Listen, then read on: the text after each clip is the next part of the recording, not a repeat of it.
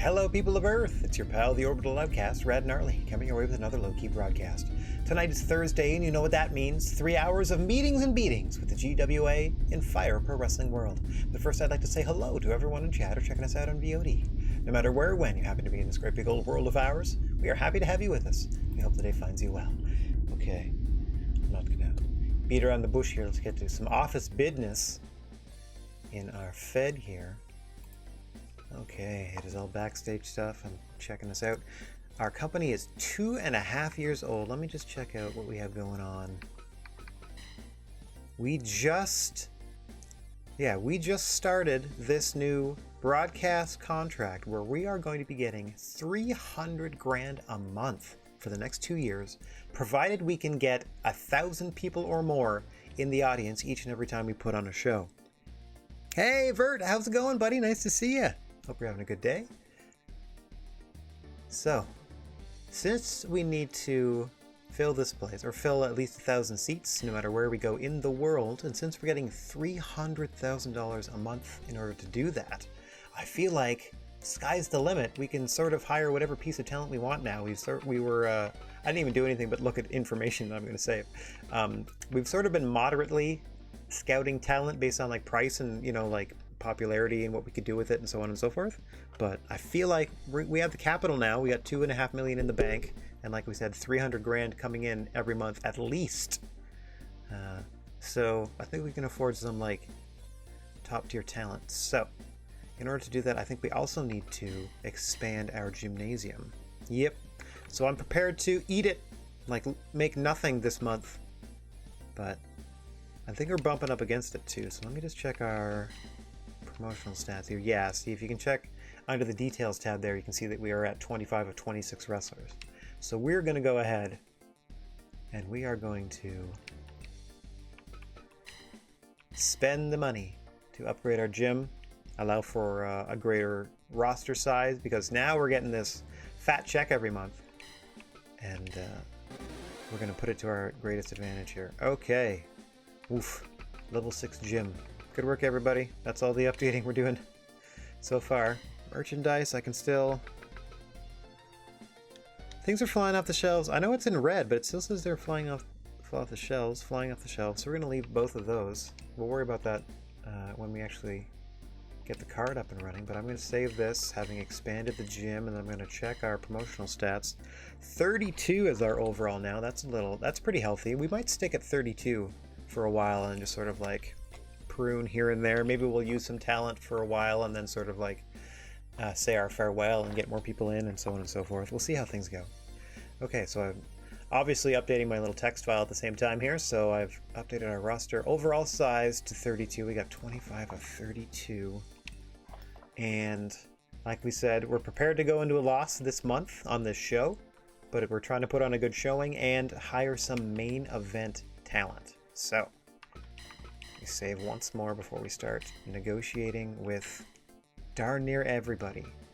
I'm going to go to the free agent North America pool first and foremost, and then just alphabetize that, and we're just literally anybody at all. Actually, you know what? I'm going to start with probably a pretty obvious pick here. Let's just back up for 1 second and have a little chit chat with the very reasonably priced Stone Cold Steve Austin.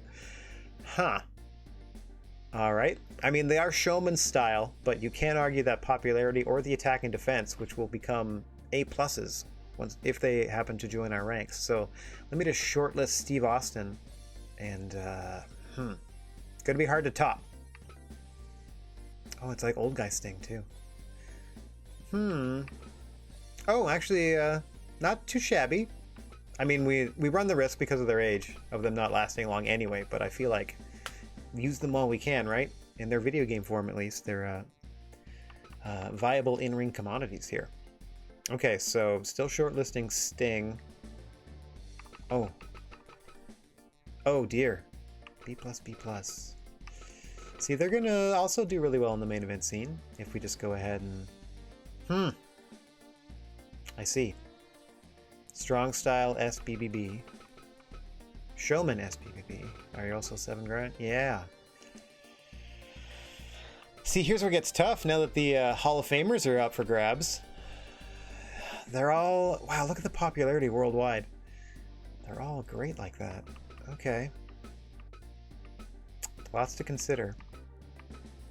Rocket Soulman Johnson. I was already considering bringing in the Road Warriors if we ever did a tag tournament, like when we do a tag tournament to crown our first tag champs. Just because how do you do a tag tournament without the Road Warriors involved, right? 72. Yowza.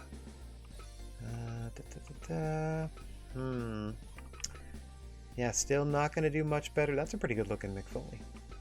Not going to do much better than Steve Austin or The Undertaker back there. Oh, how's Kurt doing? Oh man, C+ on the defense though. Interesting. I would not have expected that, but interesting. All right, also shortlisted. Again, European's not a big fan of Kevin Nash, it looks like. Okay, that's got to be Kane. Wow, real low popularity for Kane. More popular in Japan than America. That's fun. We're just cruising on through everybody. Just seeing if we can beat. Oh man. Hang on. Still SBBB. B+, B+. Strong style.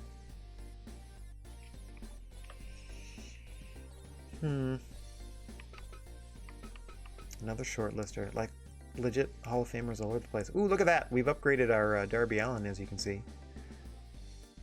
Has somewhat accurate tattoos. Mind you, he's only on one arm and not both, but you can't only apply a thing to one arm in this game. Man, there are a lot of Hall of Famers up for grabs. Brett, how you doing? A and A, so they would also become like an A+, joining our organization. So would Booker. Respect. It's a Main Event Mafia Booker. Honestly, so far my favorite Booker. It's like the King Booker persona taken to the nth degree. Wow, Adam Cole twice as much as Steve Austin to add your organization.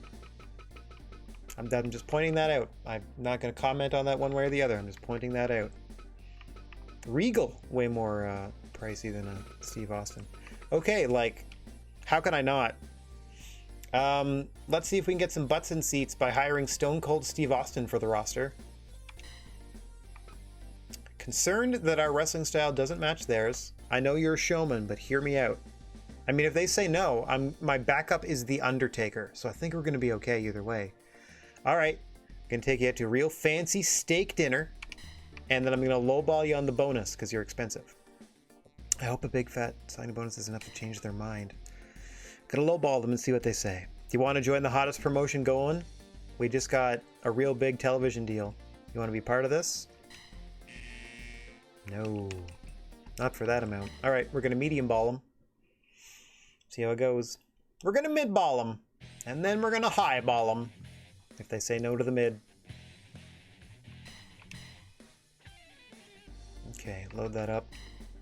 Here comes strike number 2 potentially.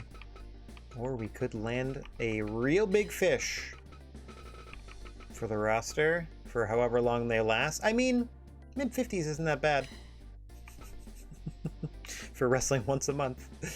Okay, mid-ball. Hey-oh, here he comes. Come on down. Come on, Stevie. Come on, Stevie boy. Okay, not a fan yet. This is going to cost us a pretty penny, but like we said, we're prepared to spend money this month. This is our first big show on our new TV contract nationwide. So we're trying to make a big splash with a big new star. I am prepared to offer you, Mr. Austin. Hang on. I'm prepared to offer you our maximum bonus. Almost 100 grand. Let's go for it. You're worth it, pal. I mean, that's still, that signing bonus is covered this month by the TV contract. Again, we're working at a loss this month, but you know, going forward, still get that 300 grand every month, and these are one-time costs. How about 100 grand to come work for us, Steve? Okay, that worked. All right then. Roster 26 of 32, and number 26 just so happens to be the best song in the Stone Cold Steve Austin coming in from the USA. I'm gonna blow up my previous scouting pool, other than to say USA should really be on the bottom of it by now. I should really be focusing on other territories, but I'm gonna blow up the scouting report at the bottom because financially we can kind of get anybody we want at this point. So I had already sort of penciled a card together. Let me see if I can slot our new friend into their new home. All right, let us transfer Steve Austin. You know what? No affiliation sounds about right. No affiliation sounds just about right. All right, save that. Now that we hired our friend, let's plan ourselves an event. Don't need to hire anybody. We're gonna leave a couple of people off the card because they're hurting for certain, but we're getting back into the swing of the large haul here. 30,000? What were we doing before? Urban mid? Urban mid for 15, a large for 40, arena for 65. Wow. Well, I'm not intending to throw an arena show. All right, we can comfortably do 15 for 150 expenses. Let's try a 30,000 seater for $20 ticket. We'll see what we can do. If we don't get over in this territory, we can always switch it somewhere else. Let me just double check the rules. I don't think anything should be awry because we didn't do a promotional battle last time, but better safe than sorry. We're trying to fill these things out with a 7-match card, and for whatever reason, I had written in my notes, book Randy Orton, versus Keiji Muto. And so I shall. You may have noticed I have alphabetized the faces and heels by first name. And I have renamed Raven's stable. It was the Psych Ward. Blech. Now they are the Doldrums. And I put a little logo you can see over there. That is a picture of the Lethargians who inhabited the Doldrums in the book The Phantom Toll Booth. So yes, I am a nerd for things beyond just wrestling. All right. So we've alphabetized the faces and heels. We haven't alphabetized these. They're sort of in order of importance. Raven. Oh, we've also upgraded our Raven, you may notice here. I went and found... This is another... I went and looked at Cradiation's edits, and this is full-on maximum powers ECW Raven through and through. So expect them to be real hard to beat, which I'm excited about. Okay, anyway... The opponent for Randy Orton here is going to be Keiji Muto.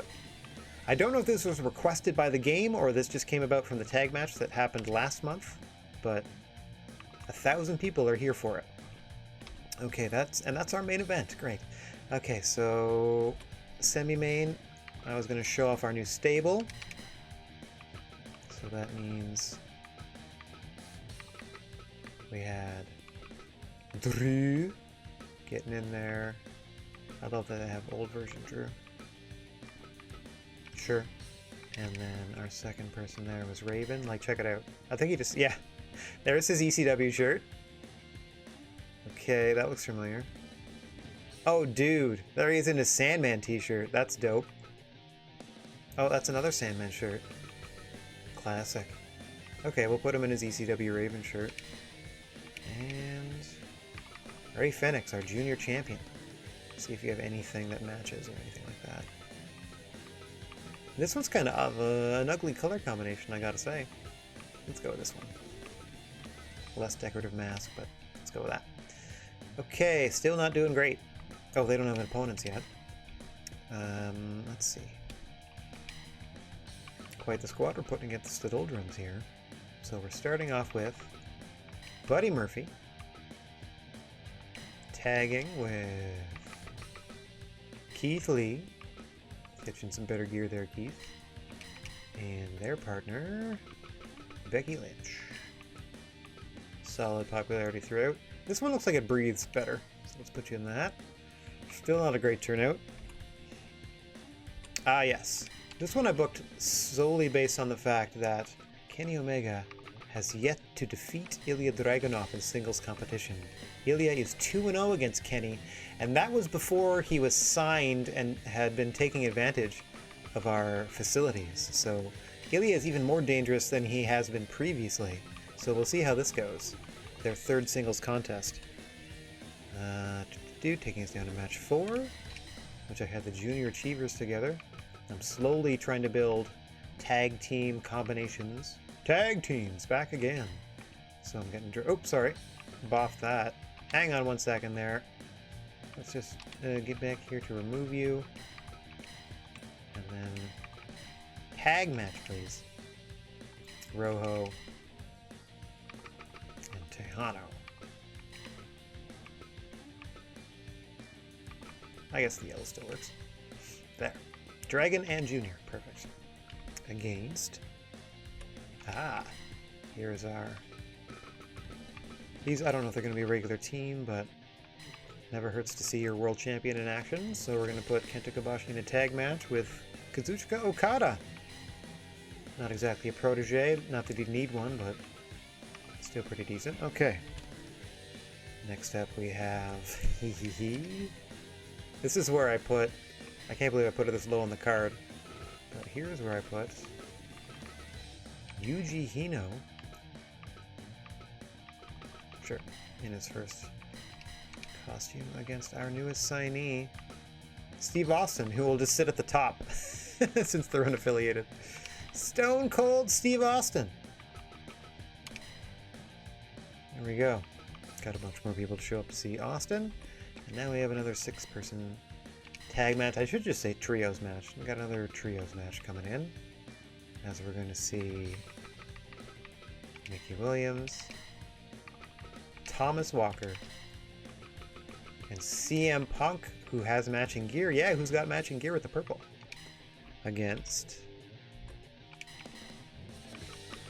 Punk, David Houston, Jack Howard, and Adam Page. No kerchief.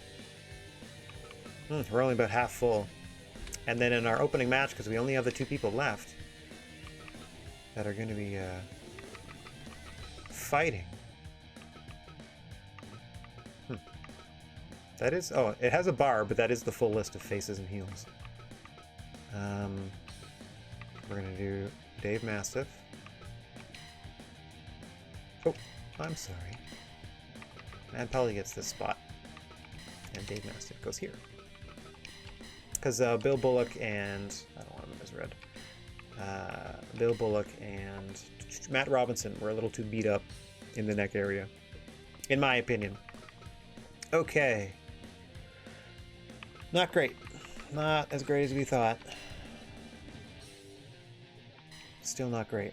Well, we're still making 400,000. We're spending a ton. Let's put that back to print. Put that back to social media. And see if we can do urban 15,000. Yeah. Full house, no problem. How about for $40? Nope. How about no advertising whatsoever? How about just a poster? Negligible difference. Saves us $4 grand. Oh wait, how much do we make? Not worth it. Okay. So with a poster now we can get to $20, 15,000. No way we're getting this far. Alright, we can fill it out. Yeah, we can fill it with a TV commercial at $10 a head, but look at that. That's not even going to cover... Yeah. And the best we can do at a 65,000 seater is a 50,000 people already, which is pretty good. So we're definitely not ready for that. Medium, 20. Poster. We can sell this place out at a poster. Well, then let's do that. Okay. Well above our expenses already, like already doubling our expenses just based on attendance. So we are comfortably in our 15,000 seater. We're making at least 300 grand from it. We're also making 300 grand from our sponsorship deal, which will hopefully help us cover the cost of our gym expansion. Steve Austin was way more affordable than we thought, like less than 10 grand a month. He is now the single highest paid member of our roster, but that's okay, because we have everything we need to build going forward. For that match card, I'm already going to make a note to see if I can double check and see if Cradiation or some other creator on the workshop has made an updated Steve Austin that might be a little more accurate. That might also involve a lot of custom moves being downloaded and such, custom parts, so on and so forth, so I'll check that out later. Okay, our event is ready. I mean, I updated Raven on the sly off stream. There's no reason I can't just double check our hires later. So we now have 26 of 32 roster members. We're using 24 of them because 2 of them are sitting out because they're hurt. We just signed Steve Austin. Let's see. What else do we need to do here? How's the scouting going? So they're going to either show up with somebody or come up empty-handed. So we're going to hear from them either way. Done all that. Just for the sake of whatever, because I like keeping things even. Let's put Steve Austin in the heels for now, because I definitely have to. Actually, I could do it right now. This is just me being me. I can't help myself. Okay, and then we had Austin, and then we had El Tejano, and then we had Thomas Walker. So now they are still alphabetized. Okay. So I just threw Austin in the heels. Let's go ahead and save again. The hiring of Austin himself might have got a lot of people's bristles up about their pay, so let's check our trust. Everyone seems okay. No one's gotten wind of it, or perhaps they're just like, yeah, you pay Steve Austin.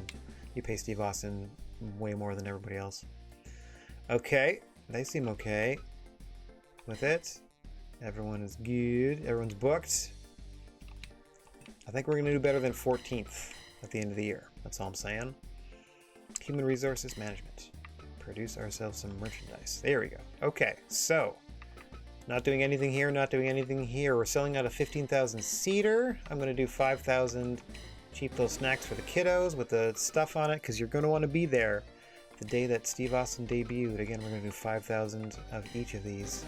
It's going to be $1 million show. Close to it with the expansion and stuff. Wow. Okay, I don't think we're going to make $1 million off of this. So again, I'm prepared to lose money on it, but I'm okay to lose money this 1 month and then bounce back without the additional expenses next time and just crush it. Okay, here we go. Let me get my big dumb face out of the way first. Beep, boop. There we go. I'm out of the way, and we are on our way to the ring momentarily. Hang on, let me just... There we go. I just had to get my spot ready in my little text file as I update every old thing, and we proceed down to the ring. We have no guests. Everyone should show up for work. They are all contracted talent. Get on the bus, Gus. Here we are in our July event. Heck yeah. Okay.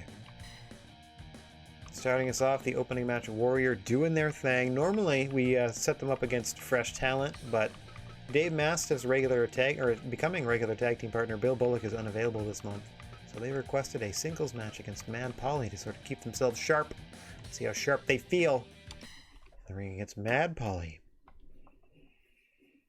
Mastiff and Polly. Mano-y-mano. As always, the Creature on feature. Mr. Bigfoot calling for the bell, and we are underway. Dave Mastiff in the black singlet. Mad Polly, black and purple. Notable for the silver and black face paint as well.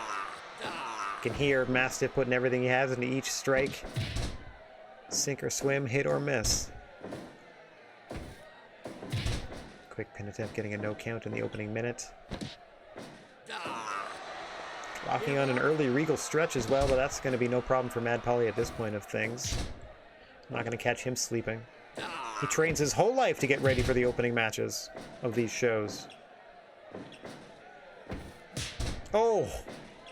Aggressive slap to the face. Sends Mastiff to the mat, but he's right back up. None of these men are going to give an inch. You're going to see power for power. At a slightly different angle. As you see there, the extra effort in the suplex with a much more stout Dave Mastiff, but still formidable a challenge nonetheless for Mad Polly. It's two beefy boys throwing hands now. Mad Polly getting the better of that. Into the cover. Quick one count. Mastiff escapes. Sends Polly into the corner and falls him in with a discus lariat. Nicely done there by Dave Mastiff. Polly a clubbering away, trying to maintain his offensive advantage. Trying to keep Dave Mastiff down. Nice chop combo, and then that hammer fist to the face. Trademark offense from Mastiff there. Once again, that suplex, this time sending Mad Polly to the floor, and you see the sportsmanship from Dave Mastiff there. Heading back to the center of the ring to catch his breath, rather than following Polly to the floor where there were no countouts or disqualifications. 5 minutes gone. So here the count of 5 minutes gone, and a second attempt at the Regal stretch now. A little bit more time in it now that Mad Polly has been worn down a bit more, but still, we fight on. Nice dodge there by Mastiff. Oh, to the throat. Trying to make it difficult for Mad Polly to breathe. Going back to that suplex. We've been working well for him so far. Off the ropes comes Mastiff. Nice shoulder tackle. Senton splash. Follows it up with a leg hook pin attempt. And 2 count. Getting closer and closer is Mastiff. Nice rolling heels. Plants him in the center of the ring. Back into the cover. Oh, almost puts Mad Polly down, but he just rolls the shoulder at 2.9. Polly's got to do something to get back into this in a hurry. Back into the Regal stretch goes Mastiff. He's been working on Mad Polly for most of the contest here. Each time he applies that, a little more time spent. Interesting. Thought he had a corner move, but didn't. Rebounds with the Vader attack. Thought he had something out of the corner, apparently did the edit, but such is not the case. I'll have to go check that later.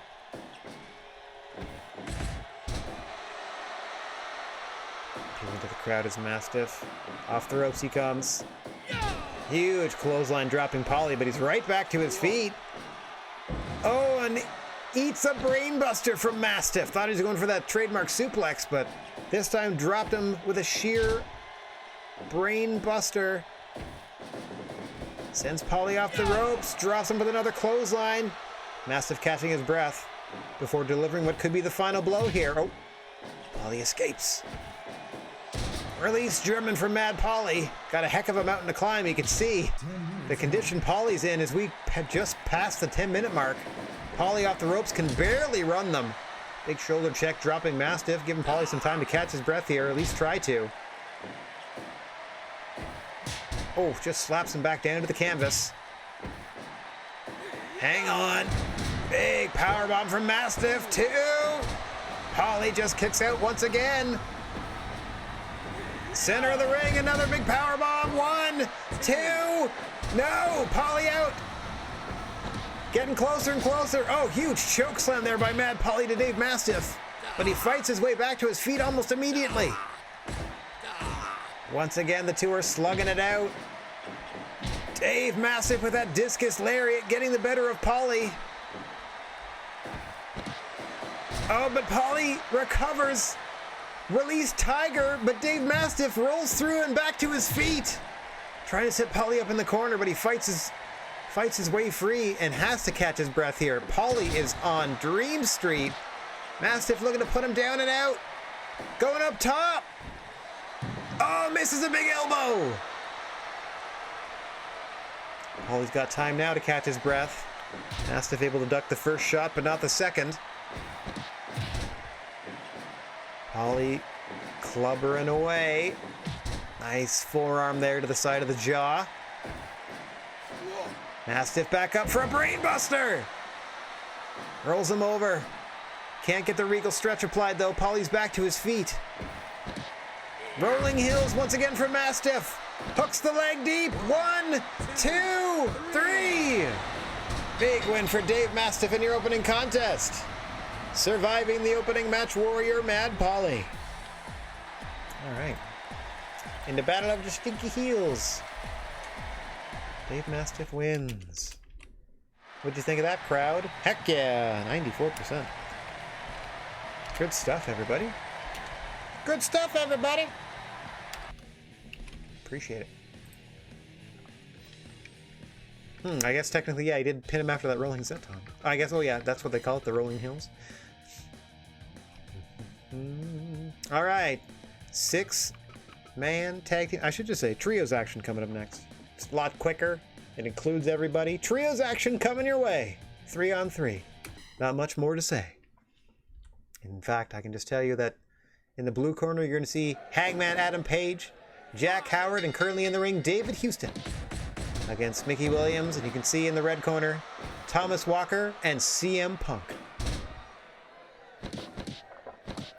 Mr. Bigfoot has already called for the bell. And we are underway here. Early Paradise Lock from the Anti-Gravity Kid. David Houston thwarted by the Hell Knight Mickey Williams. Trying to use the GWA originals to like anchor the tag division going forward. Howard and Houston going to be regular teammates. Williams and Walker. Don't know what to call them.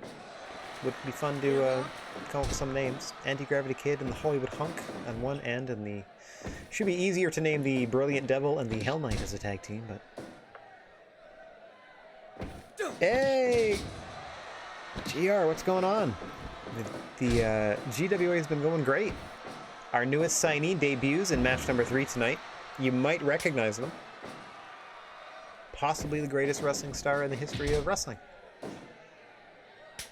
In comes Thomas Walker. No stranger to the Hollywood Hunk Jack Howard. Sending him off the ropes. Oh!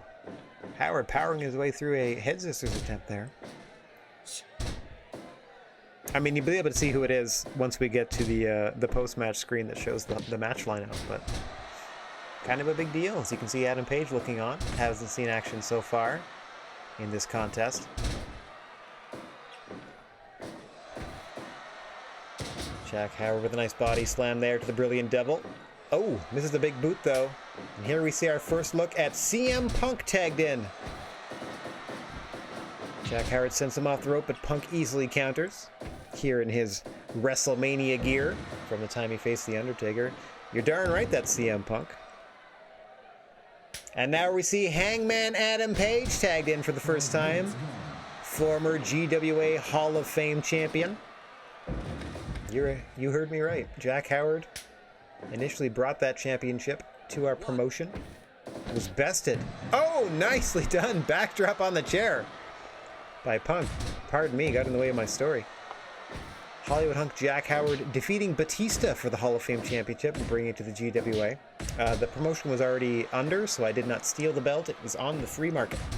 Anyway, Jack Howard then lost that title to Hangman Adam Page, and Hangman Adam Page subsequently has lost it to Randy Orton, who you will see in our main event defending that very title. Strange bedfellows here in the blue corner for Hangman Adam Page and Jack Howard. No love lost between them. Can say the same for CM Punk and his partners Mickey Williams and Thomas Walker, who he has tagged in. Not a lot of personal history between these real-life wrestlers and these strictly video game wrestlers that they can draw upon, nor history amongst the GWA promotion. They're putting some differences aside for this trios action here tonight, and we couldn't be happier to see you. Hangman versus Orton, I was hoping would be a barn burner, but unfortunately, Orton just cleaned his clock. Much like Walker looking to put David Houston down there, no such doing. The Anti-Gravity Kid locking in that Paradise Lock once more. Pulling on all the major limbs. Oh, Thomas Walker sneakily tags in CM Punk. Nicely done. Able to get a double team powerbomb in on Houston before he gets out of the ring. Back to the apron. Houston with a roll up. Wrong part of town. But we talked about the unfamiliarity with Punk and his tag team partners here. They did not help him in that pinning predicament. Unfortunately, yeah, Orton versus Hangman wasn't the barn burner I thought it would be, but perhaps there will be a rematch one day and there will be a better contest. One can only hope. As you see Punk firing away on the Hollywood hunk, Jack Howard. Punk going up top. Thought it might be time for Hail to the King. But I guess that's at least what Jay Lethal calls it. Hang on. Double team suplex here. Sending Howard to the floor. And this should open this match wide open. Is there no... Hang on. Oh, he's doing a DQ count for the legal competitor with the weapon in the ring there. Mickey Williams smartly putting it down at 4. There are no DQs or countouts outside of the ring, and that's why Thomas Walker and CM Punk are free to hammer upon Jack Howard. This will continue. So we got the legal combatants back in the ring. I think Mickey Williams is already where he needs to be. And for the other side of things, obviously it must be Jack Howard, who just ate a go to sleep outside the ring. Did the Hollywood hunk in lots of trouble. And now an Ushi-Goroshi, further damage to the head and neck. Oh, and one for Mickey Williams on the inside of the ring. Hang on. Jack Howard getting openly stabbed in the top of the head. Tenderizing the brain meats.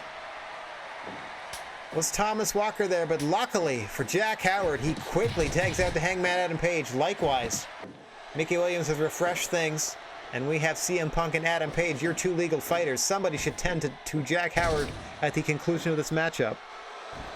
Oh, a hail to the king.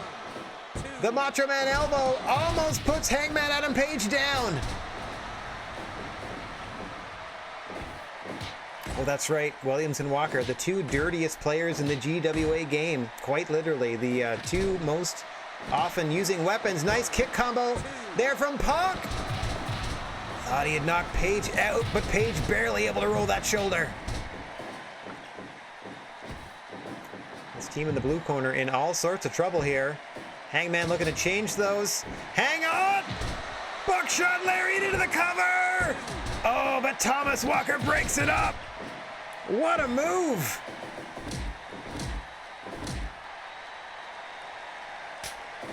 Both men tagging out once again. David Houston for the blue corner, Mickey Williams for the red. The crowd coming alive at the sight of that buckshot lariat. Oh, hang on, hang on! Iron claw to the face! Mickey Williams, the Hell Knight. The worst offender in terms of weapon usage, though things might change now that we've hired Raven. Oh, gets his powerbomb counter, does Houston, but Page is there to break things up at 1. I'd forgot about the grievous injury to Jack Howard, but an uppercut to CM Punk from David Houston, who's now trying to get Mickey Williams disqualified. Let's see if the ref falls for it. No, he does not. Excellent effort there. You gotta hand it to the anti-gravity kid when you have an offender like Mickey Williams. Hang on, big moonsault, but too close to the ropes. Trying to get Mickey DQ'd. Not a bad way to go. I know, it's like a, it's just so you can see it, the size of the fork. It looks like a kitty litter shovel, like that size. Well, I know, I totally get your point. It looks like a garden trowel, but yeah.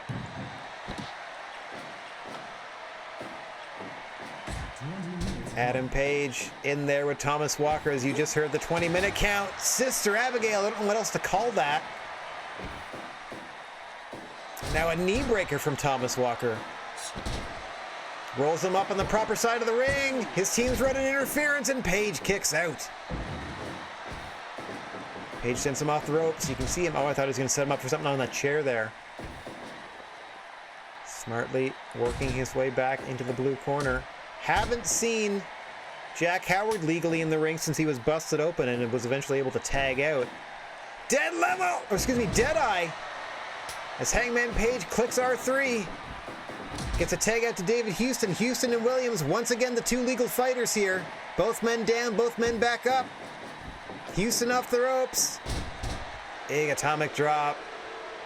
And then just drinking in the booze of the crowd is Mickey Williams before he grabs a scythe and carves up the forehead and then steals the finisher of David Houston with the amazing red there from Mickey Williams. That inverted choke slam. Normally employed by the Anti-Gravity Kid, who says, not tonight. Oh, y'all thought he had him with a super kick, but Williams able to survive and hit that football tackle. Houston off the ropes, pop-up Rana. Run interference. Oh, man. Williams just able to escape.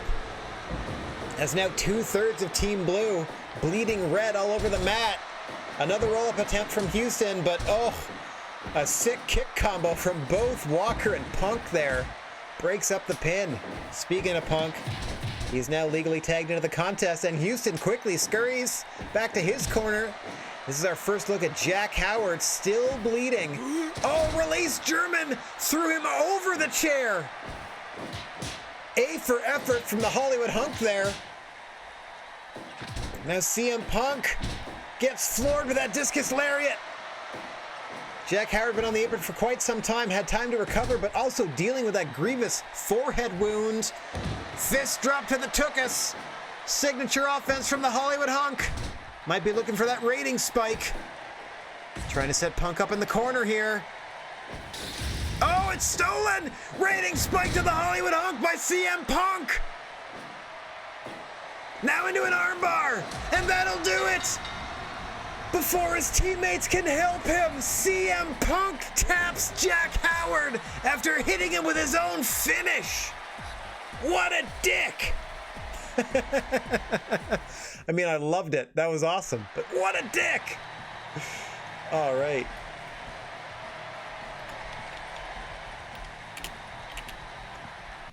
$93. I'll take it. Heck yeah. All right. I should actually start highlighting who wins and like who gets the pin and who takes the loss in these tag matches. Okay, so Howard took the loss from Punk. I mean, he had lost a lot of blood. That was a pretty deadly armbar. I don't, fair play to you. He held on as long as he could. He got a real, he got that hot tag at the end, but just couldn't quite put things together. All right, so now you're going to see, coming up in our third match. Oh, this is our third match. Oh, coming up in our next match. Oh, it doesn't matter if I spoil it for you, so it's in our next match anyways. Here comes our newest signee against Yuji Hino. Oh, actually, no, wait. You know what I can do since I know you're here? This is kind of a dick move on my part. Let me do this. Let me do this real quick. Haha! Okay, so here's what I'm going to do. I'm going to start the match. You're not going to see who's there yet. Here we go. Let me get back to this other screen. Let me just save that real quick. I mean, the people that have been watching previously know who we got signed, but you don't. So you're about to see them. That's right, Yuji Hino will be taking on our newest signee, Stone Cold Steve Austin.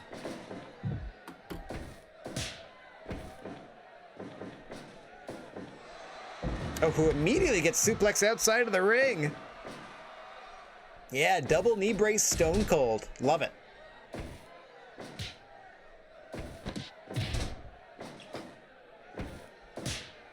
Yuji Hino is going to be looking for that effing bomb, his version of the power bomb. And I'm pretty sure Stone Cold Steve Austin is going to be looking for an opportunity to hit the stunner. In this, his first matchup as a contracted GWA wrestler. This opens up a lot of match possibilities, including, but not limited to, Austin versus Omega, Austin versus Okada, Austin versus Kobashi, Austin versus Muto, Austin versus Orton, Austin versus Hangman Adam Page. It's got a lot of main event talent. We're only going to get a better roster going forward. Hang on. Quick pin attempt here by Austin. Yields us a 1 count. Austin versus Raven. ECW Prime Raven at that. Yuji Hino, by the way, a member of Raven's stable, the Doldrums, looking to represent. Against one of, if not the greatest brawler in the history of the game, Stone Cold Steve Austin. also known for their technical ability. Nice delayed suplex there, sending Yuji Hino outside, and right away, Steve Austin taking advantage of the fact that there are no DQs or countouts when you travel outside the GWA ring, immediately grabbing a chair, and Hino doing everything in his power to thwart his attempt to use it. Quick attempt at the effing bomb there from Hino, stuffed by Austin. Hits him with a clothesline, back and forth now off the ropes. Austin looking pretty spry running those ropes, I gotta say. 5 minutes gone. As we pass the 5-minute mark here. Yeah, we've come to a place financially, as has the GWA organization here, where we can comfortably hire Hall of Fame level talent to fill out our what will be a 32-person roster. So bring them on. Starting with Steve Austin, we're going to get another one before we finish our second show for the evening. Hino looking to keep the GWA tradition alive of spoiling the debut match of the new talent. Hino himself included, I don't believe, won his debut match. The only person to do so, the only person to win their debut was Buddy Murphy, on their way to being crowned the inaugural GWA Junior Heavyweight Champion in an event co-promoted by Dragon Gate a few months ago in timeline here.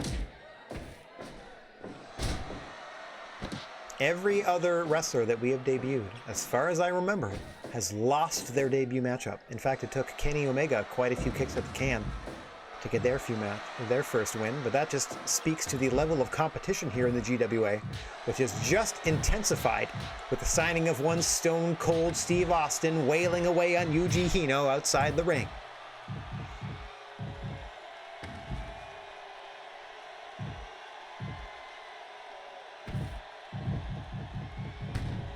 Hino sending Austin to the opposite guardrail.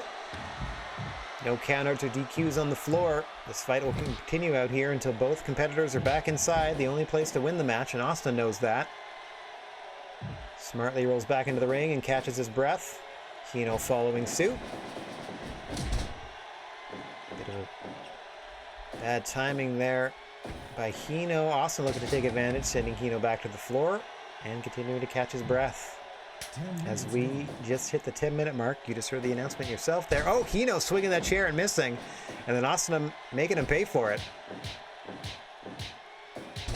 Punches and bunches from the bionic redneck, Stone Cold Steve Austin. I gotta try to remember all his old nicknames. Oh, hang on! Another attempt at the effing bomb thwarted. Yuji Hino is 0-2 in efforts to hit that finisher. Big clothesline from Hino drops Austin, though. Hino trying to fight his way back into this. Flips Austin over with that lariat. Austin now trying to slow things down, get back in control here. Stunner! Oh, unfortunately, he's got him in the southern quadrant. This is a difficult pin, but he's got him away from the ropes far enough to know. Hino kicks it too.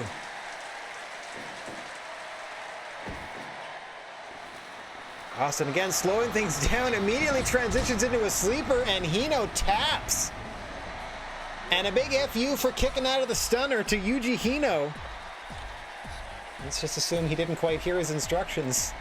No, dude, do not kick out of that. Immediately tapping to the follow-up sleeper. Bit of a disappointing start for Austin, probably looking for that pinfall victory. We'll call that a little bit of a language barrier, but still. 80 and above is a positive match experience for the crowd, and so his debut succeeded.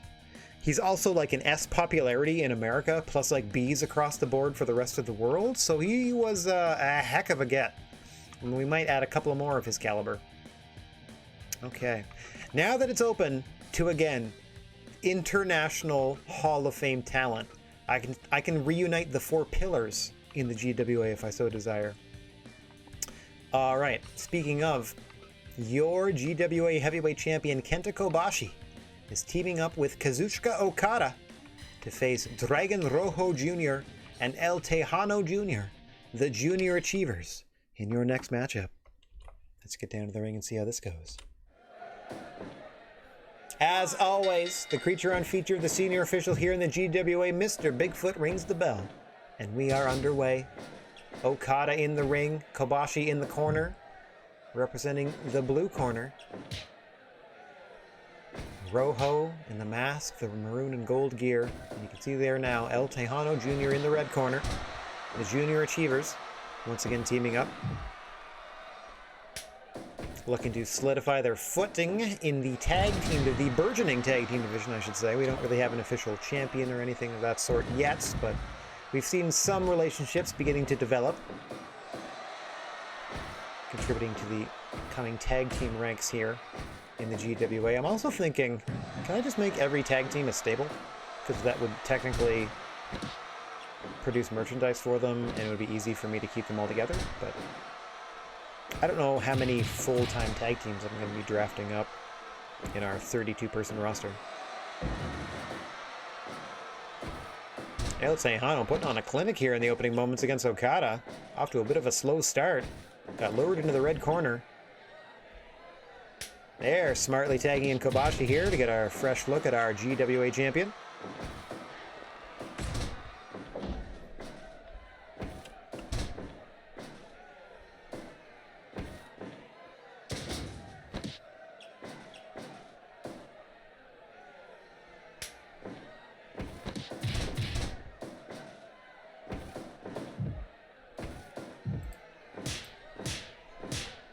Oh, vicious chops in the corner from Kobashi. Expect to see a lot of those before this match is over. Now a delayed suplex, nicely done, sending Dragon Rojo Jr. to the floor. Okada struggling to follow up. Rojo Jr. getting the tag in to El Tejano Jr. 5 minutes gone. As we pass the 5-minute mark, one of the oldest rivalries here. Give up. The first two signees in GWA history. The last two members of the 8-man GWA Championship Series that led to the crowning of our inaugural champion, were El Tejano Jr. and Kenta Kobashi. A lot of history between these two gentlemen. Been here since the jump, essentially, as we are now a 2.5-year-old company. Nice pancake there. Flapjack served hot and ready by Kazuchika Okada. He sends Tejano off the ropes once more and hits a big boot to the mush. Tags Kobashi back in. Nice double lariat by the two gentlemen. Kobashi off the ropes. Burning lariat, single style.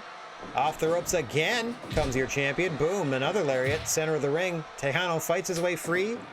And back to the corner to tag in Dragon Rojo Jr. Going mano a mano with the champ. Able to drop into the canvas. Attempting a quick pin, a no count. Bigfoot not even getting into position to attempt a count of a 1 before Kenta Kobashi shrugging Rojo off there. Trying to muscle him into the blue corner. Oh, hang on. Sends it across, does Kobashi, and then drops him with a burning lariat. Drags him away from the ropes, thought he might be attempting a pin there, thought better of it, considering his ring positioning. Now bullying Dragon Rojo Jr. to a better, more advantageous spot with each and every clothesline is Kenta Kobashi. Rojo with a quick body slam. Gets him the time and space he needs to tag in El Tejano Jr. and Kobashi likewise. Getting the fresh man in on his side. Now we're going to see Okada versus El Tejano Jr. Nice big boot there from Okada, but El Tejano Jr. fighting his way immediately back to his feet. You do not want to give up back control to Okada. 10 minutes He will gone. hit that Rainmaker at a moment's notice. Another double lariat as a quick tag between Okada and Kobashi once again. Sees your champion back in the ring and swinging away. A series of vicious chops to the side of the neck of El Tejano Jr.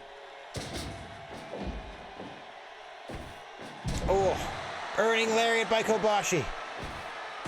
Pulls Tejano back to his feet just to chop him back to the canvas again. Blocks an Irish whip attempt, but finds himself in the red corner.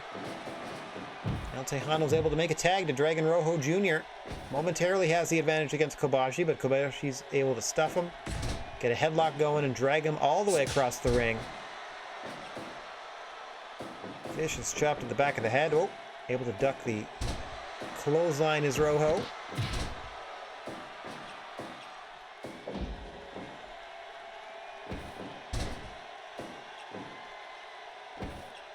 Hang on! Burning hammer right onto the the logo. Rolls into the cover. 1, 2. Dragon Rojo Jr. kicking it too. I don't know if El Tejano Jr. had a hand in breaking that up or not. My focus was on Kazuchika Okada leaving Kobashi high and dry during that pin attempt after the burning hammer. Kobashi winning a strike exchange and getting Okada back into the match legally here. Able to fend off Dragon Rojo Jr.'s attack off the ropes and hit a Rainmaker into the cover. 1, 2, but El Tejano breaks it up. Dragon Rojo Jr. on the receiving end of both a burning hammer and a Rainmaker so far. Now he gets Okada in a small package for a 1 count. How is he even able to stand, let alone counter his opponent's offense into a small package? All credit to Dragon Rojo Jr. now. He's going to take some time recovering on the apron, some well-earned recovery time on the apron. As now Kobashi and Tejano go mano-a-mano. Kobashi working the midsection with those stiff kicks. And now just beating him down to the mat with those chops. Kobashi feels like he's had enough here. Grabs a headlock and just drags El Tejano Jr. all the way across the ring.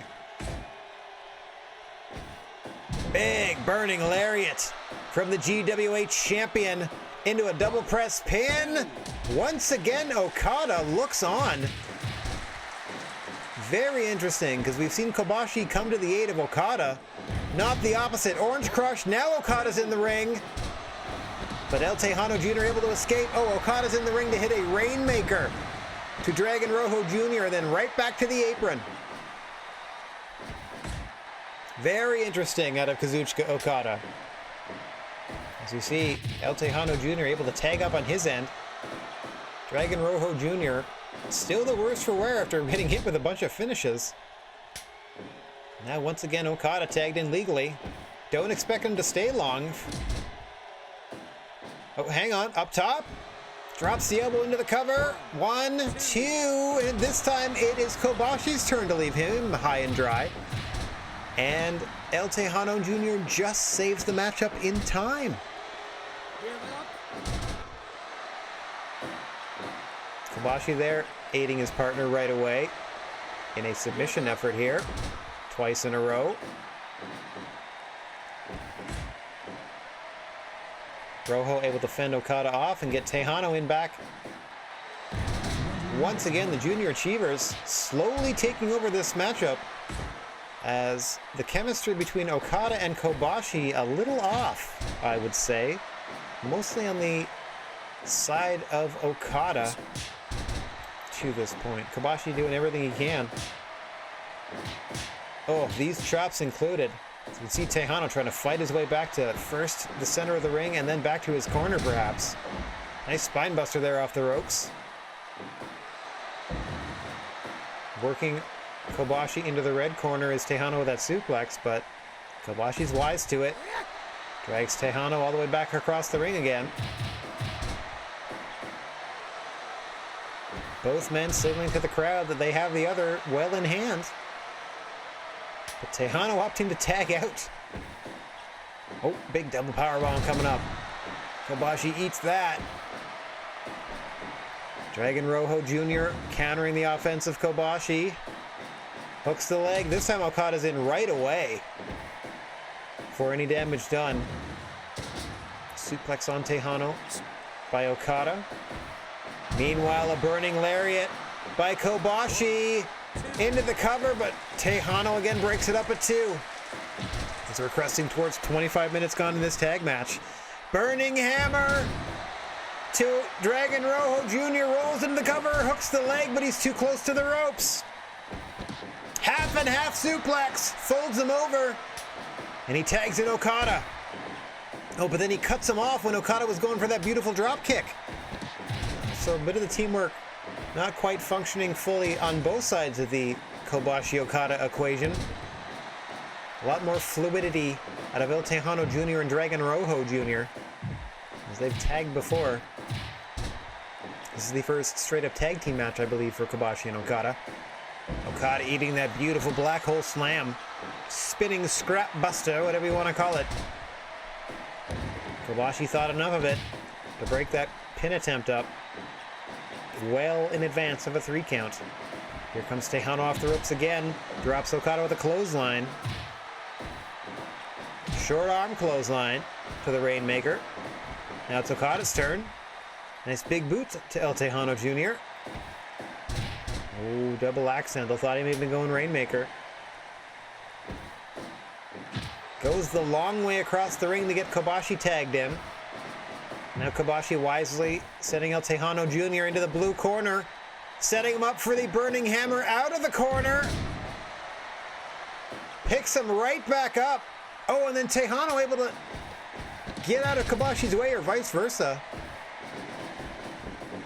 Now Dragon Rojo Jr. once again tagged into the matchup. And he eats a moonsault from Kobashi too close to the ropes. Cresting towards 30 minutes into this one. Both of these teams going for broke.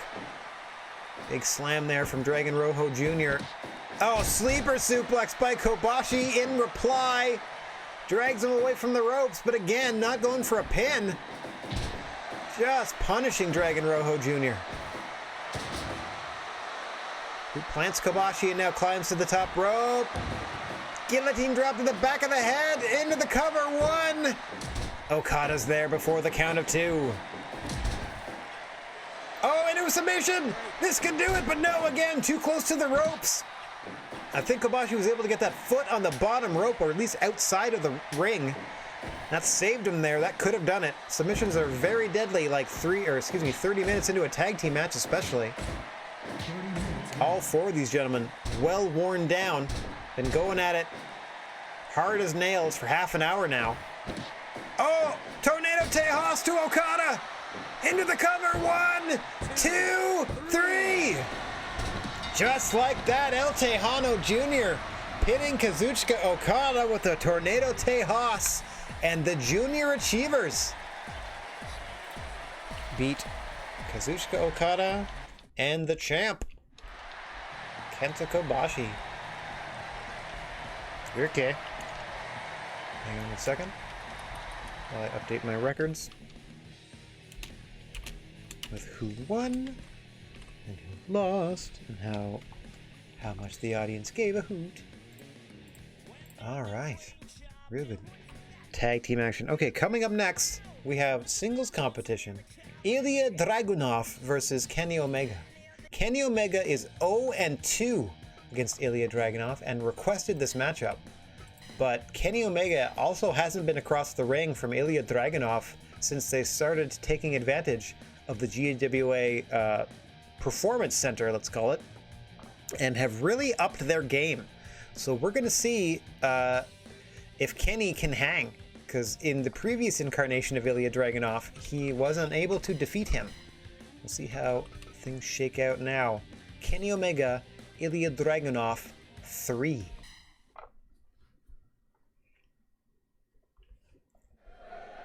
As always, the Creature on feature. The referee on record, Mr. Bigfoot, calling for the bell, and we are underway. Quick slam there by the cleaner Kenny Omega to start things off. He in the black, pink, and white attire. Ilya Dragunov in the red and black trunks and the gray and orange boots. I gotta change that. I don't know why his socks and stuff are orange and not red. Anyway. So those vicious strikes from Dragunov, that's what we were talking about. Really leveled up his striking ability. Taking advantage of the gymnasium et al. Hang on. Quick La Magistral Crater from Omega. Gets a no count. It's not to say that Omega hasn't been in the gym, but we haven't seen him as active as an Ilya Dragunov, who is using our facilities. So of course we're going to see them as they're there every day. Big boot to the side of the jaw of Kenny Omega from Dragunov. Constantly. You can see the confidence in Ilya Dragunov in each and every contest now. That smirk constantly on his face there. As he's got that tuck senton splash as well that he uses. A lot of custom offense. And if Ilya Dragunov these days, really putting his take on things, really putting his mark on his time here in the GWA, working his way up the ranks. Omega thwarted there once again. You can't escape. Tells Dragunov they can't escape, but Dragunov's back to their feet first and hitting that senton once again. Now planting Omega with an enziguri. The vicious strikes of Dragunov. Chops and kicks. Also has that missile headbutt. Oh man! Sliding knee to the face there.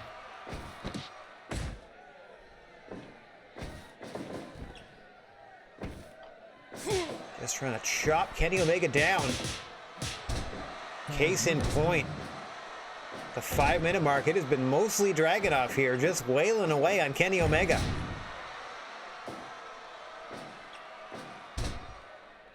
Oh yeah, GR, Kenny Omega and some of the other New Japan edits are based on the official New Japan Pro Wrestling edits that were released for this game in about 2017, 2018. Hang on, huge powerbomb there from Dragunov. He's the only one that does it that way, at that weird angle. Anyway, so some of the... They're not necessarily the official edits anymore because they've been updated, but a lot of the... there's a lot of voice clips and theme songs and stuff like that you can choose from between the New Japan competitors. So yeah, Kenny Omega was there at the time, so it's got a lot of him chatting away. It's got Okada's voice doing all his moves and so on and so forth. 1 count there. Most of the New Japan talent, to be honest. They recorded their own grunts and stuff like that too. Nice snap, head scissor takeover there by Omega, trying to fight his way back into this one. Now just Dragunov getting a mount position. This could result in a referee stoppage if Omega can't defend himself or shake him off. Oh, spinning back fist there from Dragunov. Able to catch his breath while Omega's trying to regain consciousness. Another competitor you don't want to give back control to is Kenny Omega. Has a number of potent weapons from back there. Kreutz Wrath, the Snapdragon, and of course the One-Winged Angel. Powerbomb variation from that mount position from Dragunov, but Omega seems to have shrugged it off. Here he goes off the ropes. V-trigger to the back of the head. He likes to do these in bunches. Some of you that attended the A1 Climax may remember hang on, big Snapdragon there from Kenny. May remember the... Oh, another vicious V-trigger to the face. Oh, gets dropped by Dragunov, going for a second. Dragunov sets him up in the corner. I was trying to get out that during the A1 Climax, Kenny Omega hit 14 V-triggers, something between 12 and 14 V-triggers in a row on Abdullah the Butcher, and it was a sight to see. Big headbutt by Dragunov. Oh, what a senton splash off the top, and now he waits for Kenny to stand. What does Dragunov have in mind here? Back into the mount, but Kenny fights him off. Dragunov is feeling it right now. Hang on, cross-legged brainbuster by Kenny Omega. Going up top. He's waiting for Dragunov to stand. Diving, flipping senton press. And then a sliding V-trigger to the side of the head of Dragunov. Looking a bit dazed. The two-man Kenta slug it out. Chops and forearms. Dragunov ends things with a discus lariat. One of the hardest hitters in the GWA is Ilya Dragunov. Oh, vicious headbutt there to Kenny. Looking to finish him off. Omega fights him off once again. Ducks underneath. Not the second time. Hooks the leg. Center of the ring and pins Kenny Omega, who cannot defeat Ilya Dragunov. Missed the first. Hit him with the second. And Ilya Dragunov once again pins Kenny Omega, a perfect 3-0 in singles contests against the cleaner in a heck of a contest. All right, that was dope. The Pursuit clothesline. It was not trivial, I can tell you that. Oh, I gotta turn my controller back on. I mean, I don't really need to. I can do this with the keyboard, but whatever. All right. Speaking of Raven and their newly formed Doldrums stable, we have 6 I don't know why I keep saying this. We have trios action that will see the team of Drew McIntyre, Ray Fenix, and Raven, 3 members of the Doldrums, face off against Buddy Murphy, Keith Lee, and Becky Lynch. Hang on 1 second. No, that's not right, is it? Sorry about this. Just have to... There we go. Sorry, I had to change my microphone over to something. All right, let's get down there for trios action. Boink. Keith Lee, Buddy Murphy, Becky Lynch against Drew McIntyre, currently in the ring there with Buddy Murphy. Ray Fenix, former junior champion, I think possibly current champion. Yeah. And the leader of the Doldrums, Raven.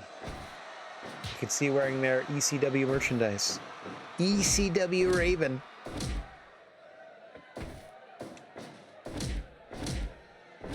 I think Ray Fenix is still champ. Yeah, because I don't think Becky Lynch won. Yeah, it was her debut. And you never win your debut in the GWA? Haha. Thought so. It's the best kept secret, currently in there with the Scottish psychopath. There is an eventual war coming between Buddy Murphy and Kenny Omega over the V-Trigger. I don't know when it's going to happen, but I know it has to happen at some point. Unless they come together as a team. There's only room for one practitioner of that particular move in this league. I kid, they can both use it to great effect. As now we see Raven in for the first time against Becky Lynch. Ooh. Stiff kick to the midsection there from the man. Attempts to suplex Raven out of the ring, but no such luck. They even took the time to put like something underneath the jean pattern on the shorts of Raven, so it looks like the end of his jean shorts are frayed. Like, they did a great job. Obviously, you can't have one boot be like the sole of one boot be a different color than the other because one's thicker than the other. But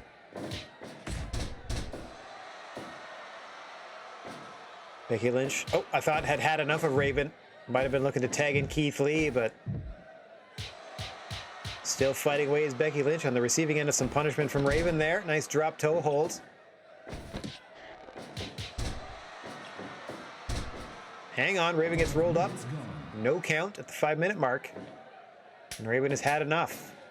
Keith Lee tagged in for the blue corner. Meanwhile, for the Doldrums, here's our first look at your GWA Junior Heavyweight Champion, Ray Fenix, who has no trouble getting the much bigger Keith Lee over in that arm drag. Surprising strength from your Junior Champion. One of the most explosive talents currently wrestling. And I'm pretty sure they are sporting accurate tattoos. If I'm not mistaken. I'm pretty sure that's their dream catcher on their chest and everything. Yeah, it is. Nicely done.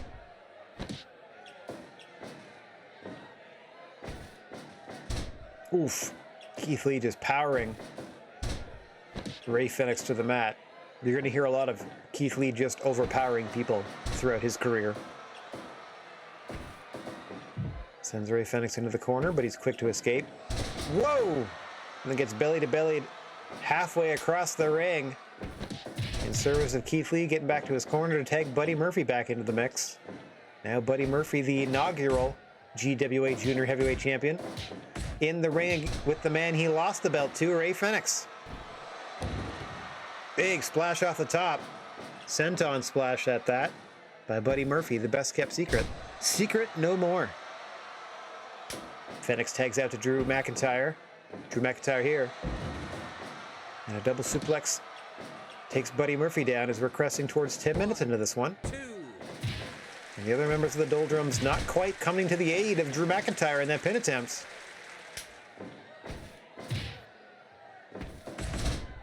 Murphy tags out to Lee. Now we got Drew McIntyre and Keith Lee. We've seen these two in singles competition before. Big meaty men slapping meat. 10 minutes gone. All right, GR, thanks very much for hanging out, buddy. Hope the rest of your evening goes well.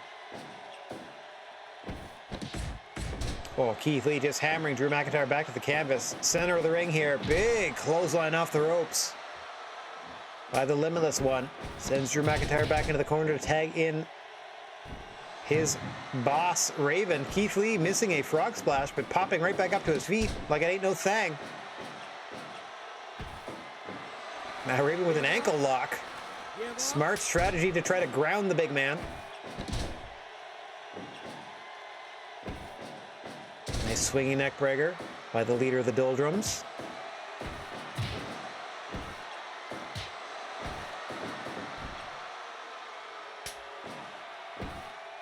Interesting punch variation there from Raven.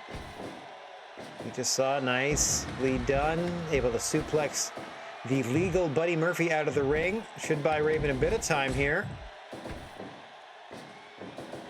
Oh, spinning suplex from Murphy sends Raven out of the ring. Now things are breaking down as Becky Lynch has Raven trapped outside. Meanwhile, 2-on-2 action in the ring. Raven grabs a chair. Nice bulldog from Raven, signature offense there.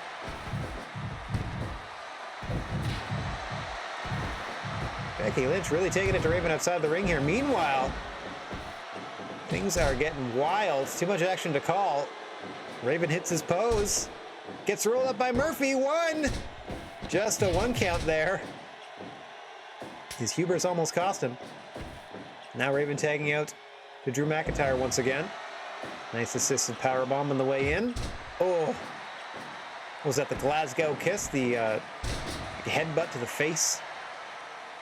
Drew McIntyre throwing belly to belly. Now Keith Lee helps Buddy Murphy get Drew McIntyre out of the ring.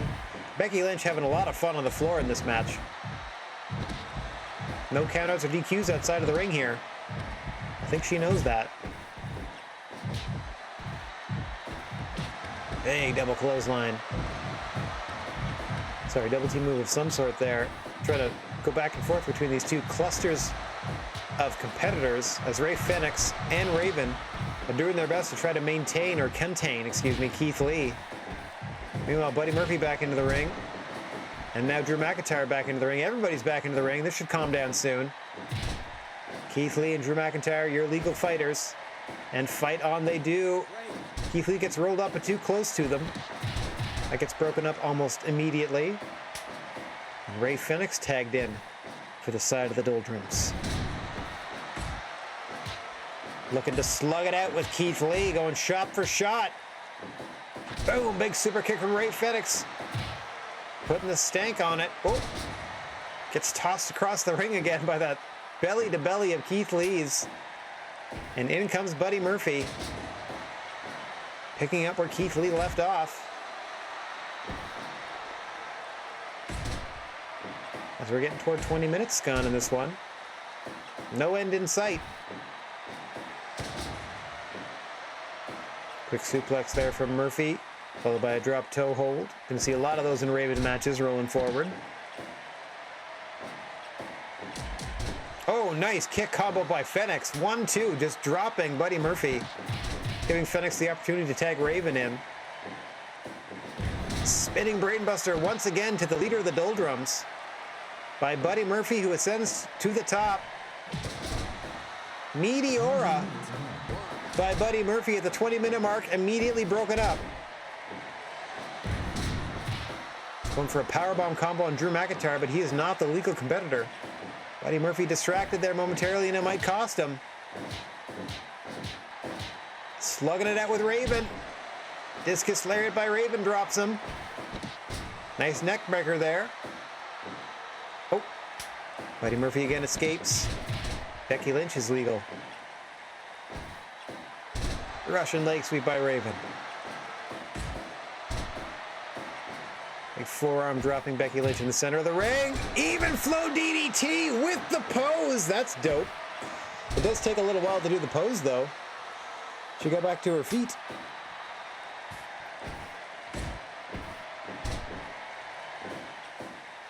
Raven hits the DDT, doesn't go for the cover, instead tags in Ray Phoenix.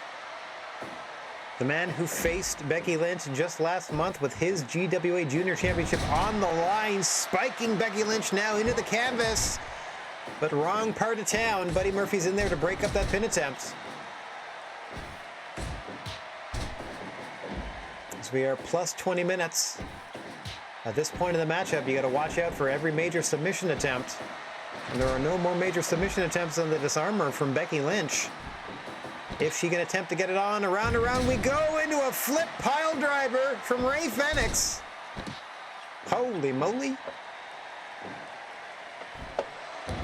Okay. I don't even know what to call that. That was a moonsault into a 630 senton? Good lord.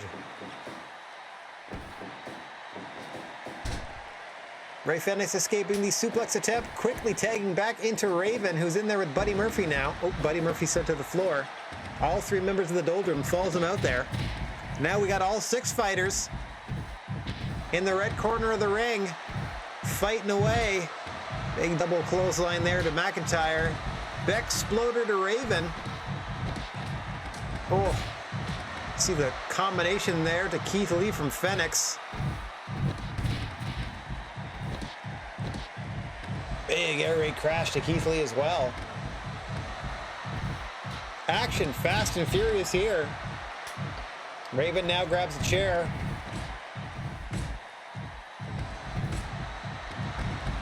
Gets snap suplexed onto it by Becky Lynch. Glasgow kiss to Becky Lynch from Drew McIntyre right after it. She seems none the worse for wear. Buddy Murphy wisely just pops on back into the ring. I think we're waiting for Raven to get back inside. Keith Lee not helping matters. There we go. Things should settle down now.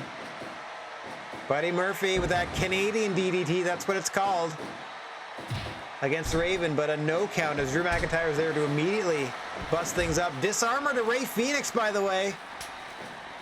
From Becky Lynch. That'll just stay on until he breaks it. And so he does. Keith Lee tagged in. Drew McIntyre tagged in. And we reset once again as we head towards half an hour. Oh, throwing belly to belly into the corner by Keith Lee on Drew McIntyre. All power. Lee in the corner. Oh, misses a big splash.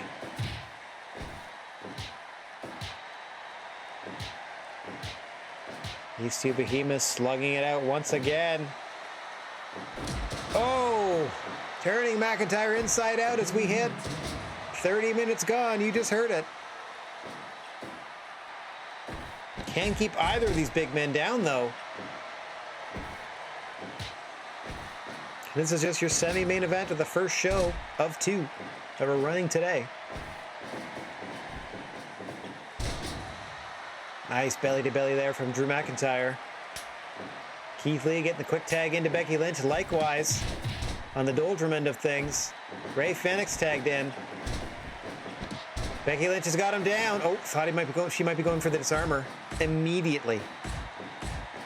I would not put it past her to end this thing in a hurry if she gets the opportunity, and she might have one here after that clothesline.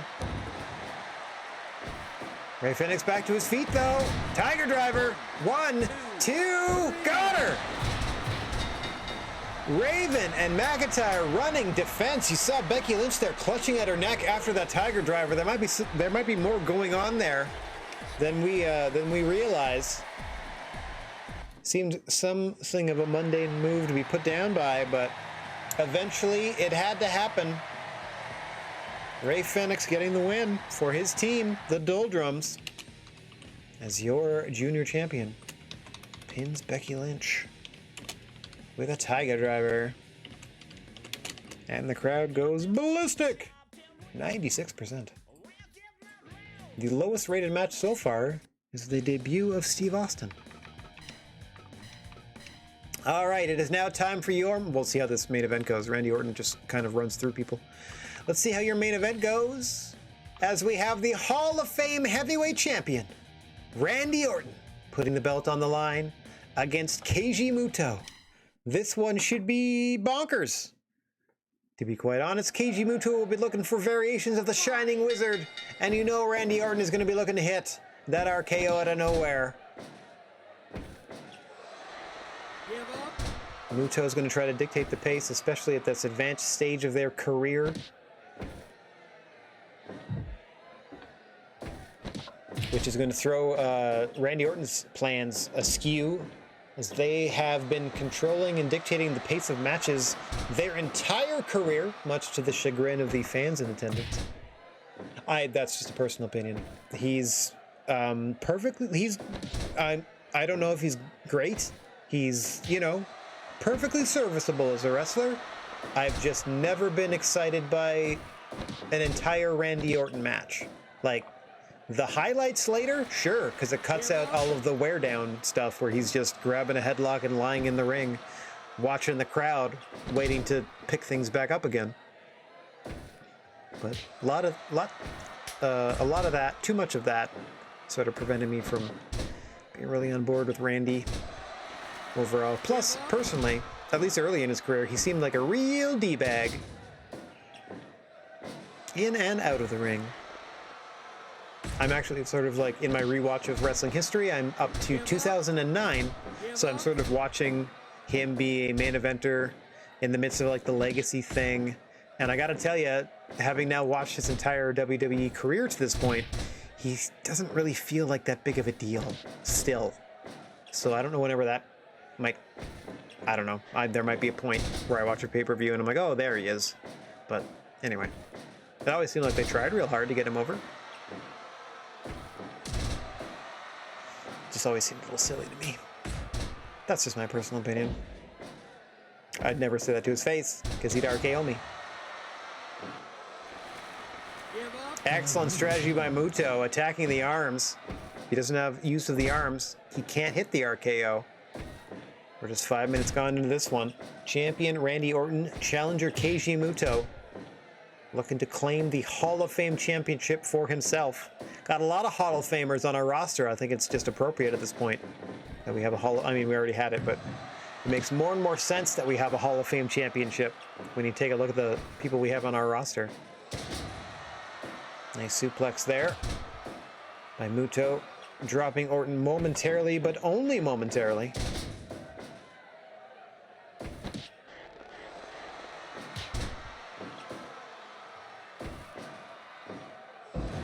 Snap suplex version by Keiji Muto. Don't know that he can quite pull off the normal version of the suplex anymore, so you might as well adapt.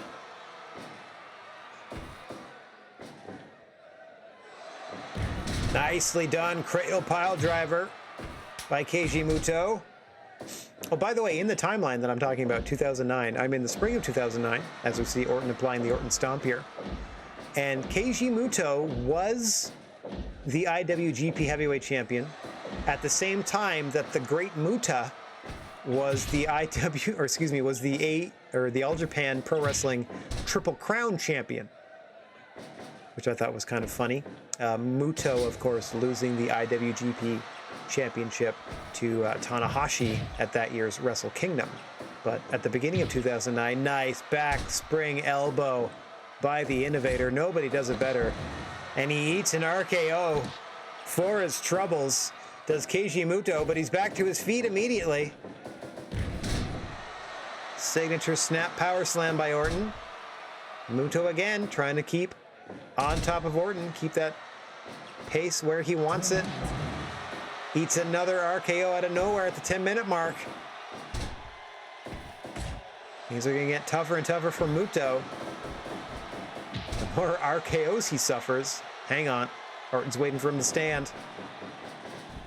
Muto out of the way.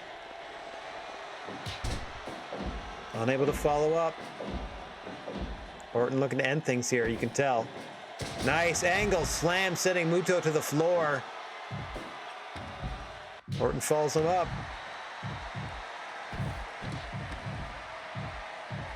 Keiji Muto's going to come up with something quick. Oh, he suffers a huge implant DDT from Orton there. Challenger in a bad way. Champion feeling it. At the 12-minute mark here outside the ring. No countouts or disqualifications. So it's up to Orton to break this figure 4. In it for quite a while there. At least in terms of these matches. Playing a bit of possum, bit of cat and mouse is Muto, but only momentarily. Orton not really falling for it. Wise beyond his years in terms of in-ring acumen is Orton, who just ate a Shining Wizard from Keiji Muto. Looking to follow it up with an armbar, rolls through! Mr. Bigfoot there for the call, but Orton able to fight his way free. Oh, I thought that might have done it. Orton quickly sending Muto back to the floor here. And he eats another Shining Wizard.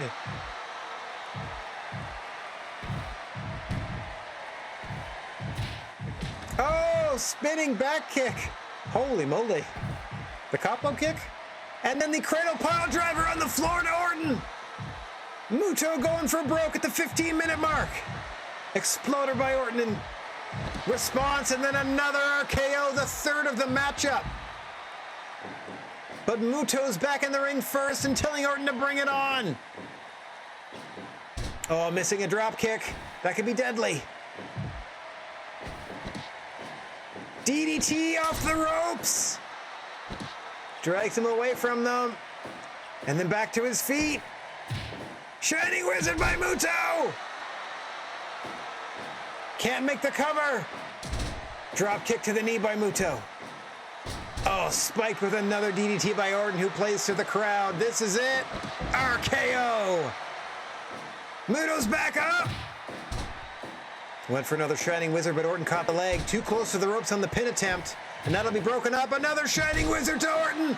Muto's back to his feet. Pulls Orton away from the ropes. Into the cover. 1, 2. No. Orton kicks it 2. Another Shining Wizard. Back into the cover. 1, 2. No. RKO by Orton. Into the cover. 1, 2. Muto kicks it 2.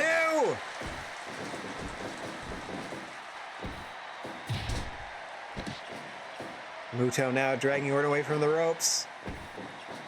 Both men busting out the heavy-duty offense. Both men kicking out. Dragon screw leg whip once again by Muto. Might come back down to the submission game. Another Shining Wizard. I think they're about even up. Shining Wizards versus RKOs here. Too close to the ropes. That's going to get broken up. Here's Muto's attempt. Big spike implant for variation of the DDT there. Follows it up with an exploder to Orton. 20 minutes gone in this one. I can't see it lasting till 30 with the way they're going. Dragon screw again. Muto and Orton, center of the ring. Neckbreaker from Orton. Muto stuffs his follow-up attempt. Angle slam in the center of the ring. And then Muto takes out the knee. Oh, he catches another Shining Wizard attempt as Orton. Could have stuffed him there. Oh. Sends him into the corner. Shining Wizard by Randy Orton to Keiji Muto. Stole his finisher and didn't even go for the cover afterwards. Muto back to the knee again. Orton right back to his feet. Dragon screw leg whip. Muto been working the legs for a long time now.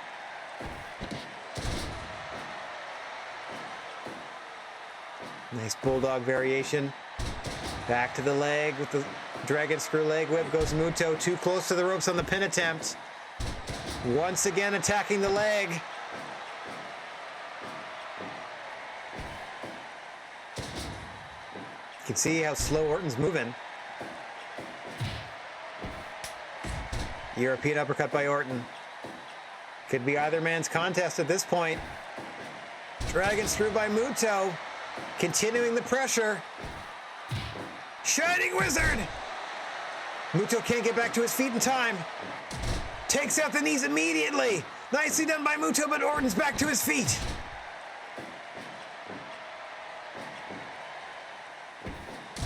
Oh, again, back to the knees goes Keiji Muto. Relentless in his assault. Oh. Just like that DDT from Orton. And the RKO and the follow-up. Trying to drag Muto away from the ropes. Muto back to his feet. Shining Wizard! Up top! Missile drop kick to Randy Orton. Pulls him away from the ropes. Oh, missed the drop kick that time, did Muto. Orton desperate. Slamming Keiji Muto into the ropes. Muto again stuffing Orton's attempt at a follow-up. Drop kicks the knees out. You can see Orton clutching them now. His legs in a big bad way. Armbar! That will do it! Keiji Muto wins the Hall of Fame Championship in your main event, outlasting Randy Orton.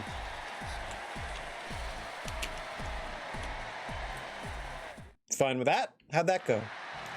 100% a 5-star classic to end things off. That's what I like to see. That is what I like to see. Heck yeah. New champion. Worked the arms and the legs most of the matchup. Muto won the Hall of Fame belt. In front of 16,000 strong. All right, Chima and Ricky Starks are the AEW Tag Team Champions. House Own is the CMLL Junior Champ. Sure. Yoshi of All Japan is the All Japan Triple Crown Champion. Oh, I still made a little money. Nice. Nothing of note happened. I don't believe you. Bing bong. Oh, let's get this other one. There we go. All right, August. Huh, Shinbito was unable to find anyone worth signing. Well, there's always next time. Yeah, we're just going to send him right back out. Austin is dissatisfied with the way you're running things and wants to have a word. You've had one match. Okay. Let's give him a passionate speech. Your words lit a fire in Austin. They're raring to get back in the ring. The great Muta has left the Legends promotion.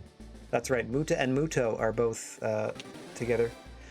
We got a promotional boost in America, probably because we signed Stone Cold Steve Austin, who immediately had complaints for management. That's amazing. All right. I guess we'll have to put him higher on the card from here on out. Okay, so it looks like Austin is going to be a problem. Let's check our wrestler stats. How's everybody feeling?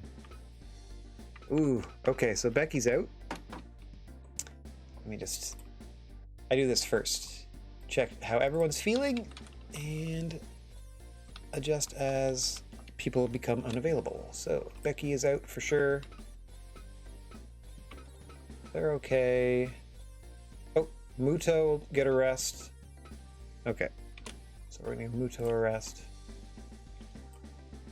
Our new Hall of Fame champion. Meanwhile, in the heel side of things, how's everybody doing? Oh, Randy Orton. Your poor legs. We're going to give Randy Orton a rest. Oh, I actually have to... okay, so... You are no longer Hall of Fame champion. You are. It is the 5th reign, and it is your 1st reign. Okay. Oof, and El Tejano. Okay.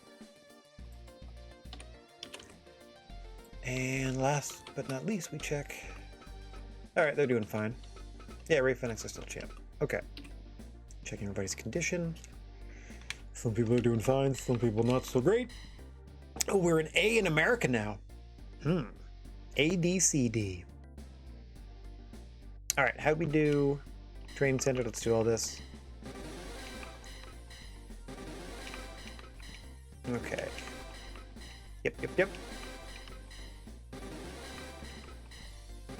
Randy Orton's legs are all sorts of messed up. That's awesome.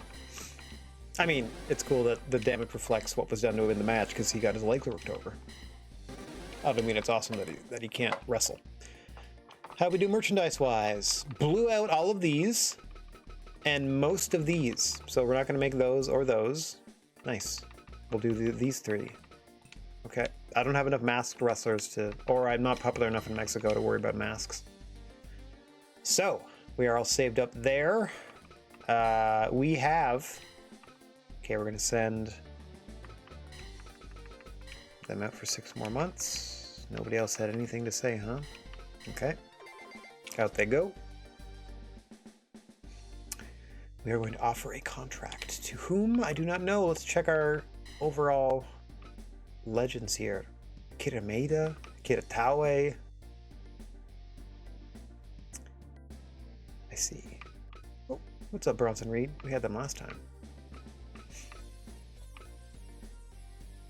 Shamrock would be interesting. There's Muda. Just left the other promotion. Very interesting as well. Hey, okay, I was gonna say, where'd Bruno Sammartino go? There they are. Ridiculously underpriced for Bruno Sammartino, including like their popularity, their skill set, etc. But I don't want to call Bruno matches because the high spot is a bear hug. Not really into it. Okay, meanwhile, in Latin America, I don't really know who most of you people are. I mean, I know who you are, but I'm not really looking to add Psycho Clown to the roster. I'm not really in a hurry to get Gran Metalik or Guerrero Maya Jr. No offense. Like I got a couple Latin stars I think we're gonna rock and roll with for a while. Now that I'm looking at the free agents of Japan, now I can look at like literally anybody. Let's see who we got. This guy's the limit. I mean, I had Makabe. I mean, I had Naito last time. Let's see. Old Man Otani. It's not as okay. Boring. Got a boring finish though. Kota I had last time. I don't want to rehire the same people I've had. I mean, I have in a couple of cases, like Drew McIntyre, but we got them at the very end of our run of the first generation of the GWA, so having them like the whole time this time is totally different in my opinion. Okay, well, we're going back to America. I mean, I know we probably shouldn't, but whatever. We can find stars here that are popular worldwide. All right. We can afford, again, big name main eventers. Like I love Bret Hart, but I don't know that he necessarily fits the style as much as, say, Shawn Michaels would.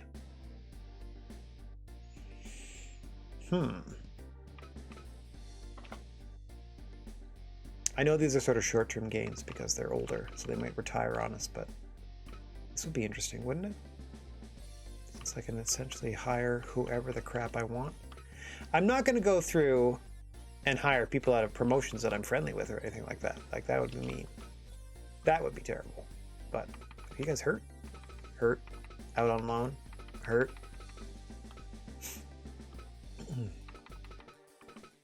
Some people get hired every once in a while, like Rob Van Dam here in All Japan. You guys hurt? Dang. Dang.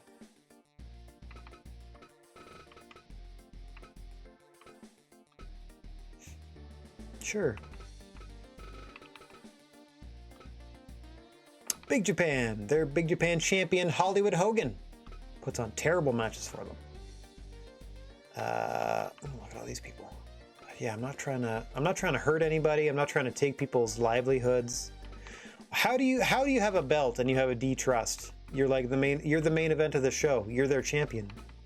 That's a bad sign. Ooh, Anna Jay's hurt. Yeah, there's a lot of talent going around. Okay. Hikaleo's hurt. Yep. I'm not hiring out of the WWE's pocket.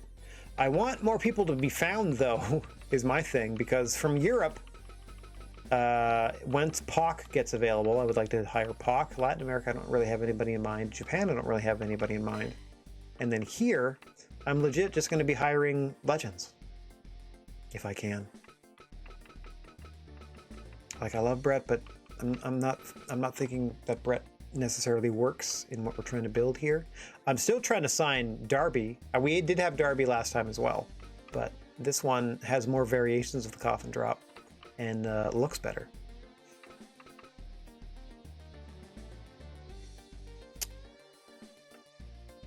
I mean, Let's think about this. Eddie, maybe? Eddie's a shortlister for sure.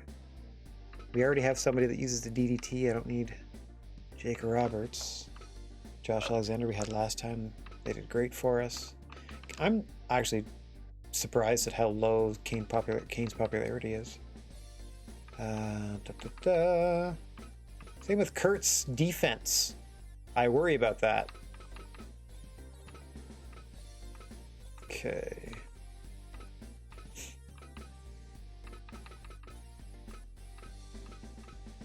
And it's kind of funny, like, if you want to call them, well, they're not part-timers. They're working just as often as everybody else because we're only running one show a month, essentially. It's just kind of funny that, like, well, now that I have Hall of Famers available, I'm going to try to stockpile some Hall of Famers in my league. See, Sean, I can see fitting because he's got that knockout finish, and he's got variations of the super kick as well. Taker, obviously, because why wouldn't they do well? B+, B+. Like, legit everything the same. Also, I think their money went down a little bit. Dreamer would be hilarious because I have Raven.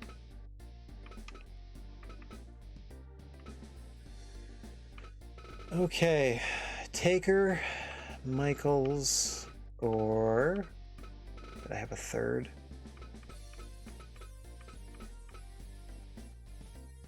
Oh, how's Moxley doing? Oof, 14 grand, huh?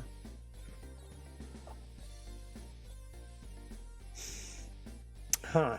He must have been signed somewhere and then left to be asking that kind of money on the free agent market. Oh yeah, there's somebody up here. Oh yeah, Eddie.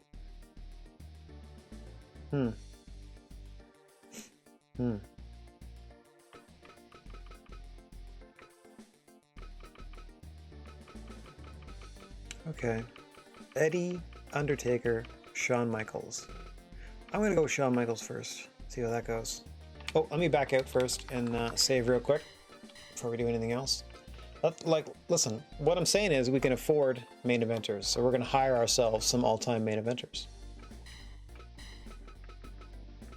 Not that the people that I'm sort of passing on aren't. I'm just sort of trying to see how they sort of fit into the landscape of the GWA. And we're gonna go with Shawn Michaels. Okay, we're gonna medium ball them right off the bat. Medium ball. Nope. Okay. We're gonna highball them. I wonder if it's because you highball them that they then expect extra treatment because they're, you know, technically a huge star, etc., etc. Like, you paid so much to bring me here, why aren't you using me well enough? So they say, like Austin here. Oh, hang on. Okay. Don't seem to be any trust issues. Maybe I nipped that in the bud by giving him a pep talk. Okay, we're gonna highball him, like, immediately. Can still afford it. It's not that bad. It's still covered by our broadcast contract. There we go. I know I said I would stay away from the Americas, but that's where most of the talent I know exists. I mean, like, I'm most familiar with the talent that comes from there. And I think these two might be able to deliver in the ring. I mean, remains to be seen in one respect. And Austin only had like an 85 last time and then got real lippy about their place on the card, I guess. But that's fine. It's another expensive show. Not nearly as bad as last time because we're not doing any other upgrades. But let us book ourselves an event. Can I just invite people? Like, who hates us? Who doesn't hate us? What if I just invited Chris Jericho? We don't have a great relationship with their parent company. How do I build those? How do I just, like, start building? Like, I'd like, hey, Jay Lethal. Or, hey, Matt Taven. Or, I mean, we've seen Shane Taylor tons. I don't know why Session Moth Martinez there, but there. Hey, Brody King, why don't you show up? And Hollywood Hogan, why don't you come on down? What if I just invited a WWE star? Not even a big one. Oof, look at all these trustees. Holy moly, nobody likes working for the WWE. Okay. These old dogs. Kofi, why don't you come down and, Okay. Is there not a problem with the affiliation? Oh, yeah, okay, so that's obvious. They don't want anything to do with us, because... Alright. No problem. We are going to book ourselves some matches now. Okay. Let's take a look at where we were. Who do we have unavailable? El Tejano, Orton, Keiji Muto, the Hall of Fame champion, and Becky Lynch. So that's 4 down. 1, 2, 3. That's 4 down. So we have 23 of 32 available. So let's go grab one person and then do another 24-person card real quick. Let us invite someone. I mean, we do have decent relationships with some people. Here they all are organized. They're interested in working with us, but turn down the offer. Superstars can be real prima donnas. Okay, I'm backing out and trying again. Come on, Misawa. Come on down, buddy. I'll put you against Shawn Michaels. See what's up. Something to do. Let's try that again. Come on, Misawa. No way. Okay, that's just gonna be a straight no from you then. Anybody from specifically Noah, like Morishima? How about Mr. Brody Lee?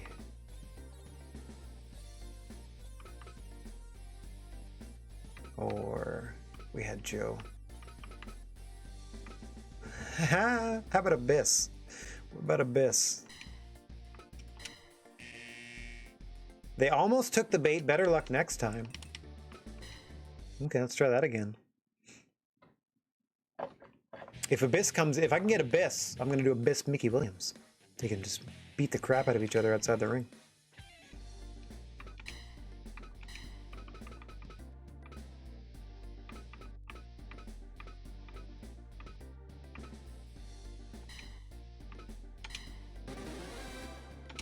All right, Abyss from the Legends promotion is in.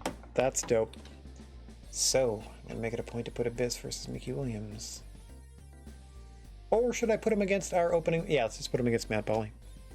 Abyss versus Mad Polly in your opening contest.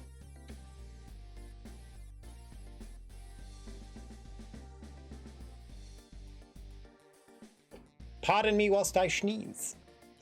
All right. That is a guest. We have Abyss in from... Abyss is in from the Legends promotion. Starting to make inroads to be friends with the Legends. That gives me more opportunities to do more promotional battles and whoop their tails. Okay, month 08. So we got Abyss in to face Mad Polly. Our opening match warrior. Okay. And then we work from there. Book event, standard event, normal matches. Let us do a title match in our main event. We can actually do 2. So let's do Kobashi's going to fight somebody. And Fenix is going to fight somebody. Let's do Fenix's opponent first. Becky Lynch has already gotten a shot a couple of times and failed. Bullock's back. Everyone else is fine. Actually, Ilya Dragunov, based on the strength of their last win there. I'm going to go Ilya. Based off beating Kenny Omega for the 3rd time in a row. You can absolutely send me main. Okay, meanwhile, Kenta, our big bad face, Kenta Kobashi. Let's see whom we can put them against that's popular. Randy Orton taking the time off. Should I do it? Their trust is only a C. You don't mess around with the Stone Cold Steve Austin, so what if I just give him a title match right away? Not a lot of people are into that. Let's think. I mean, hang on. The same amount of people showed up for CM Punk as they would for Steve Austin. That's interesting. Okay. So those are some big singles matches. I might not need everybody. Because, like, here I'm going to put Austin in a big singles match. Third from the top. Here, you can have Jack Howard. Or, actually, let's see who's super popular we can put you with. B. Okay, the best we're getting are B's, so Steve Austin, Jack Howard.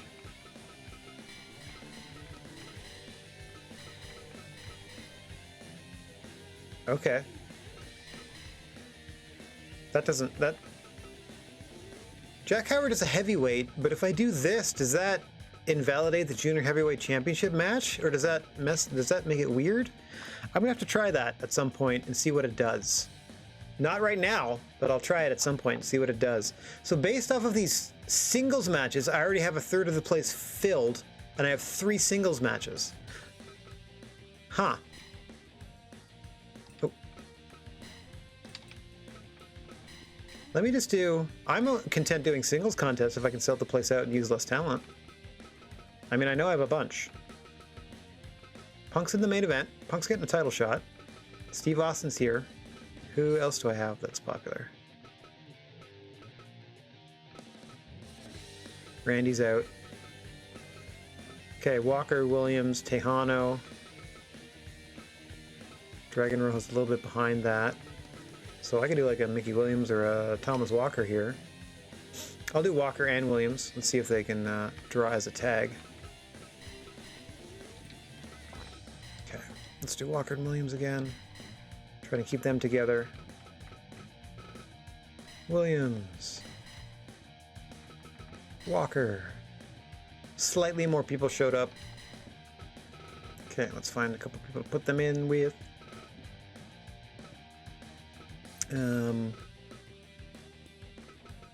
Let's see.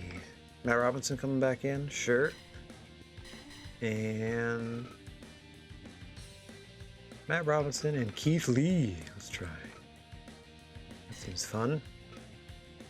There you go. Okay. Again, I'm trying to see what I can do. Minimum amount of people.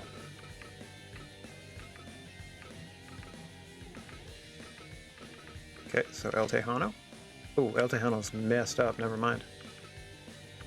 Pauly's fine. Rojo. Okay, I'm gonna do Mad Pauly in our opening contest as per usual against Abyss. Okay, that's already set up. Oh yeah, look at that. So there's like traditional, that's like original Abyss, and then he started getting better gear made. So you got this, and then they did the whole storyline where he was too violent, and I tend to agree because after, as I said, I'm going through the history of wrestling and stuff. I'm in 2009-ish, so I have watched his feud with Sting, which was less silly than I thought in retrospect because it was more about bringing the humanity out of Abyss than it was about the silly coffin stipulation. And then his feud with Judas Messias, which was way more gross than I remember, because in their barbed wire match, Judas Messias literally just grabs barbed wire and starts at the top of Abyss's arms and rakes it all the way down, like multiple times, like he's grating cheese. That was one of the last things that they did with Abyss before they were like, we're going to send you away to heal up for a while, and then when you come back, you'll have this look, which was more like a psych ward inmate look, because he was trying to like better himself and not use the weapons as much and not revert to the old style of Abyss. Anyway, a lot better character than I would originally gave Abyss credit for, is what I'm going the long way around to say. Okay, and they are facing Mad Pauly in our opening matchup. Let's do a couple singles matches here. Oh yeah, we gotta get Shawn Michaels on the card. Sheesh. against... He's really good big guy, little guy matches. So let's do Drew McIntyre. Shawn Michaels. Okay. Drew McIntyre, Shawn Michaels. Welcome to the squad. Filled it up with a poster. Don't even need to do the last match. These are all singles contests too, which draw better than tag contests. Okay, so what we're also going to do is one 6-person or one trios match because we have... Oh, no, I guess we need a tag match. I was going to say.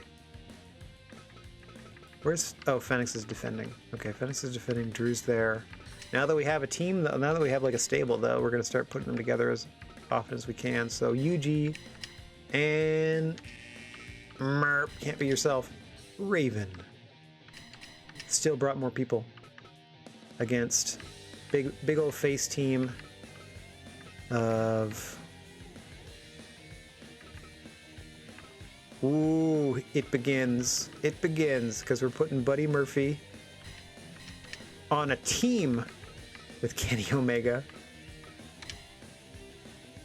Okay, so we're at least 500 over capacity now. What if I went to the large hall and brought ticket prices down and did more advertising? Print ad. 350, we're making 400,000.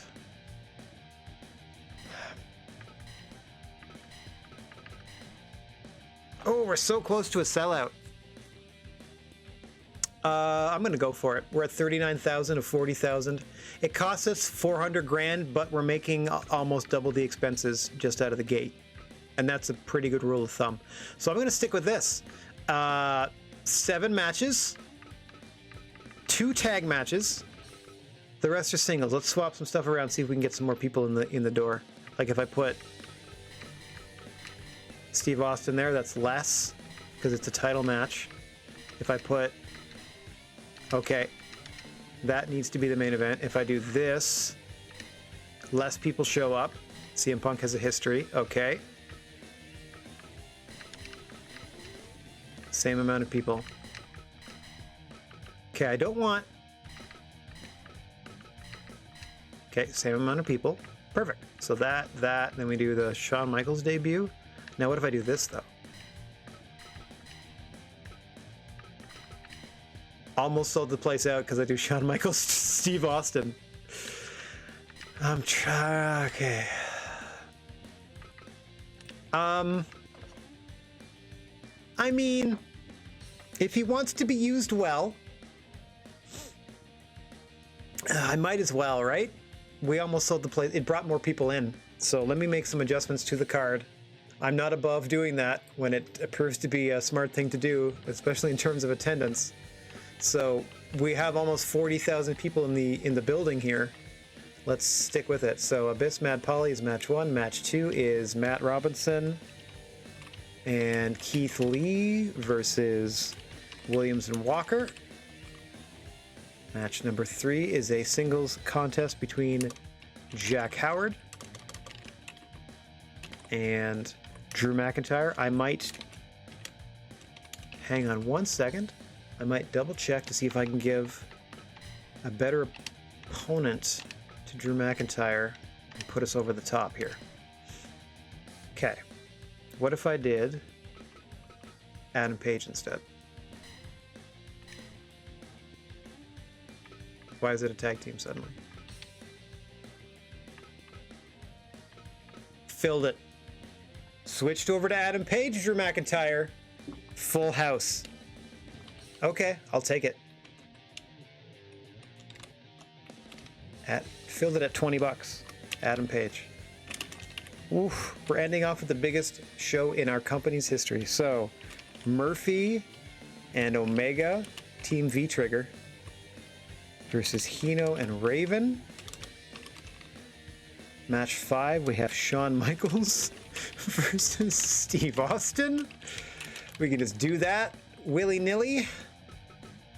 And then, okay, Ilya Dragunov versus Rex. Ray Fenix for the GWA Junior belt. And then in your main event, CM Punk versus Kenta Kobashi for the GWA title. Huge show. 40,000 people strong. Paying $20 a head. Oh, this is our second month with the new broadcast deal as well. And we've signed Steve Austin and Shawn Michaels. Okay. Yeah, I think we're gonna be okay. I think we're gonna be just fine with this lineup. Gonna confirm that. I mean, we're spending a lot on the actually, let me try this. Okay. Wow, does that ever make a difference? 17 people, thousand people showed up because we cut a TV commercial. Yeah, you're gonna want to see this, guys. Shawn Michaels and Steve Austin came out of retirement to have a match at our show. Don't mind them. Okay, confirm that match card. Heck yeah. 40,000 people paying $20 a head.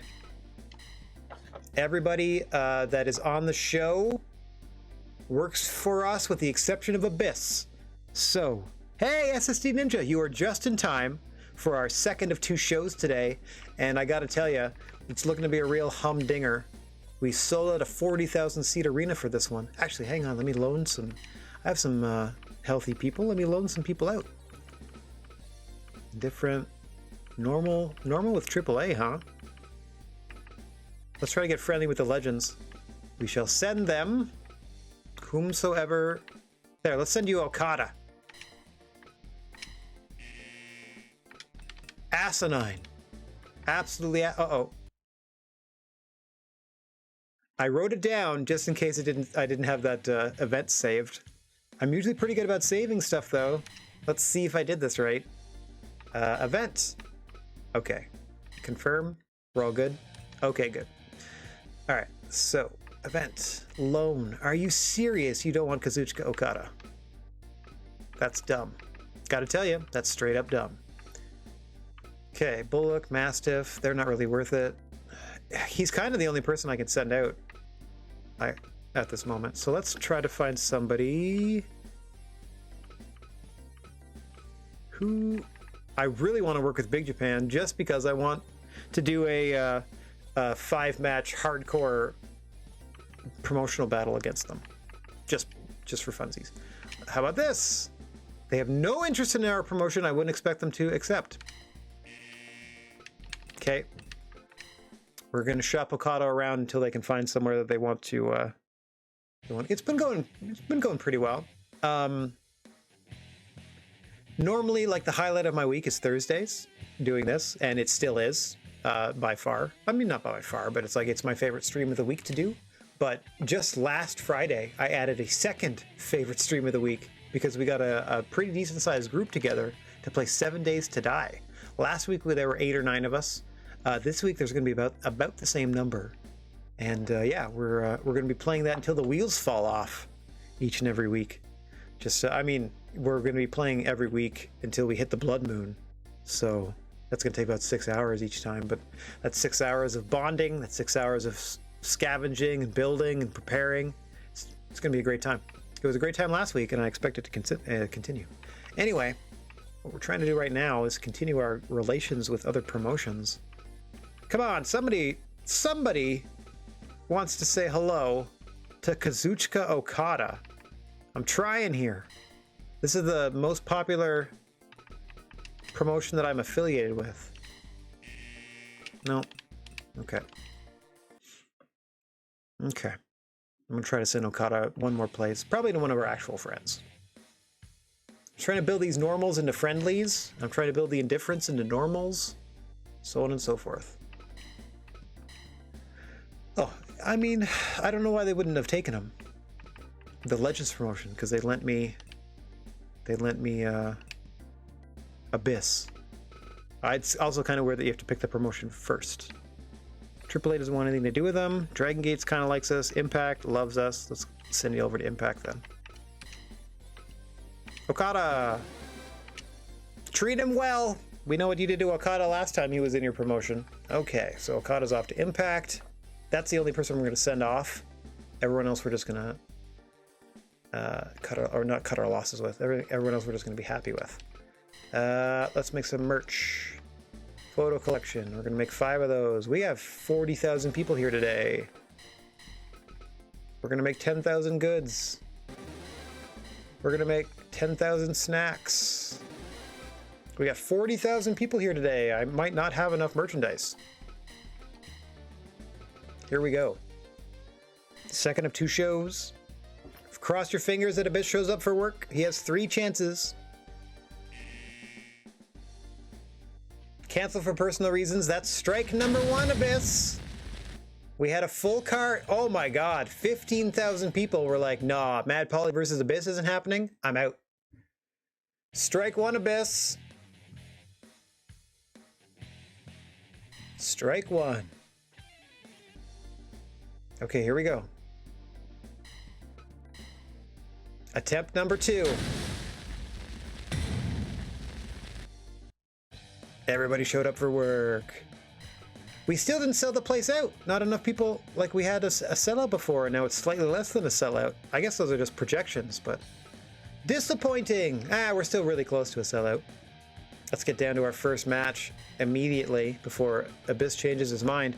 Abyss is in from the Legends promotion, an Impact Wrestling legend, Abyss, against Mad Polly, our very own opening match warrior. Let me get my big dumb face out of the way so Mr. Bigfoot can ring the bell, and we are underway. Ooh, that was an interesting whistle. Mexican style. Oh wow, look at that. Spike Chunsoft, 1989 to 2017, FPW. Interesting. Got a lot of space between the ring and the crowd this time. That's interesting. Nice. Suplex there by Abyss into a quick cover. Gets a 1 count. Surprising Mad Polly with that 1 count early on here.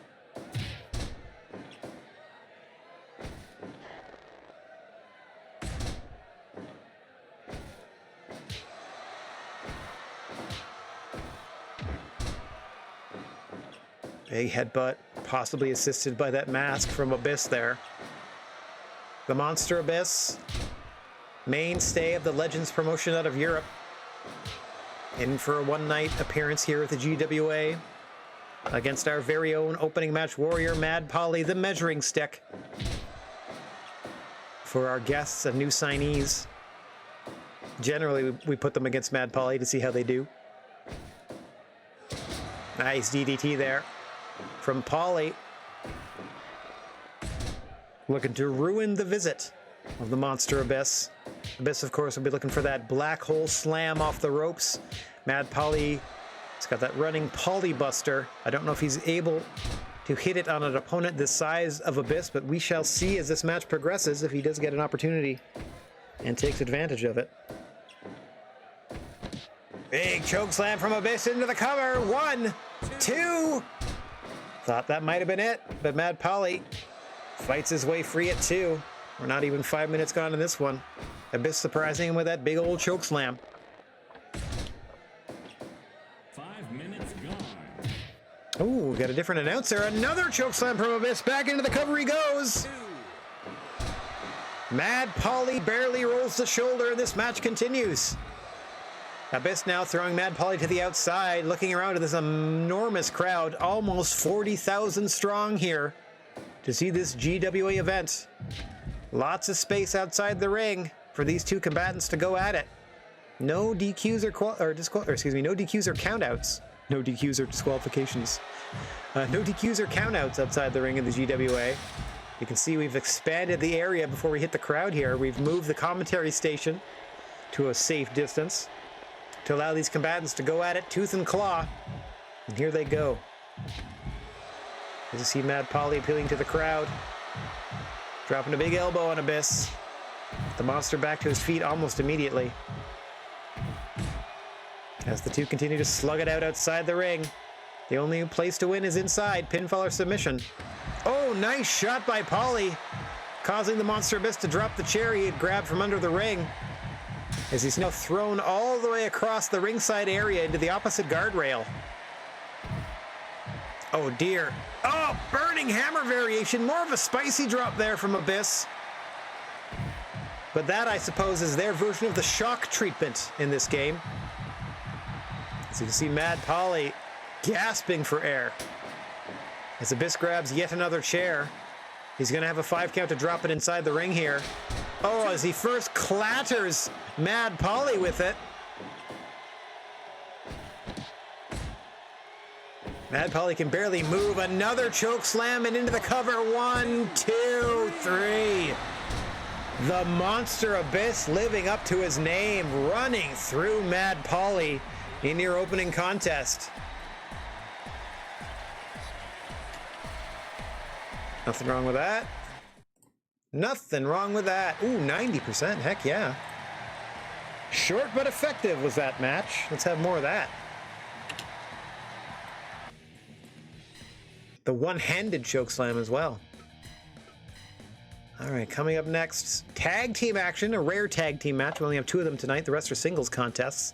As Mickey Williams and Thomas Walker, regular tag team, against the newly formed combination, at least for this one night, of the Divine Matt Robinson and Limitless Keith Lee. Both of these gentlemen, Robinson and Lee, thinking very highly of themselves. The Divine One and the Limitless One against the Hell Knight, currently in the ring, and the Brilliant Devil on the apron. You can hear the effort of Matt Robinson, the effort that he put into that suplex, sending Mickey Williams to the floor, frustrating the Hell Knight into grabbing a kendo stick, but he has to drop that right away. Nice spin kick once again sends him outside. Matt Robinson, who took last month off to heal up some nagging injuries, starting, in a flurry, causing Mickey Williams to go to the ding-dong early. Divine Matt Robinson, the first GWA heavyweight champion in this version of the company's existence. Defeated Mickey Williams on his way to that tournament final at the end of our first year of competition. Thomas Walker, heavily favored going into that tournament, was undefeated in the championship series that preceded it, granting him the #1 seed in the tournament, was upset in the first round by the convict Bill Bullock. So a chip on the shoulder of both Thomas Walker and Mickey Williams when it comes to Matt Robinson, who, as we said, went on to win that one-night tournament and be crowned the inaugural GWA heavyweight champion. He was later unseated by Thomas Walker, but he himself did not keep the belt for long, being defeated by Kenta Kobashi, our current champ.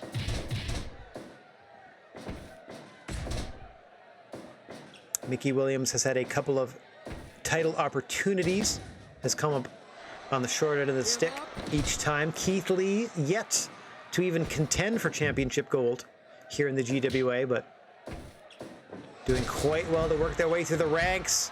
Beautiful belly to belly.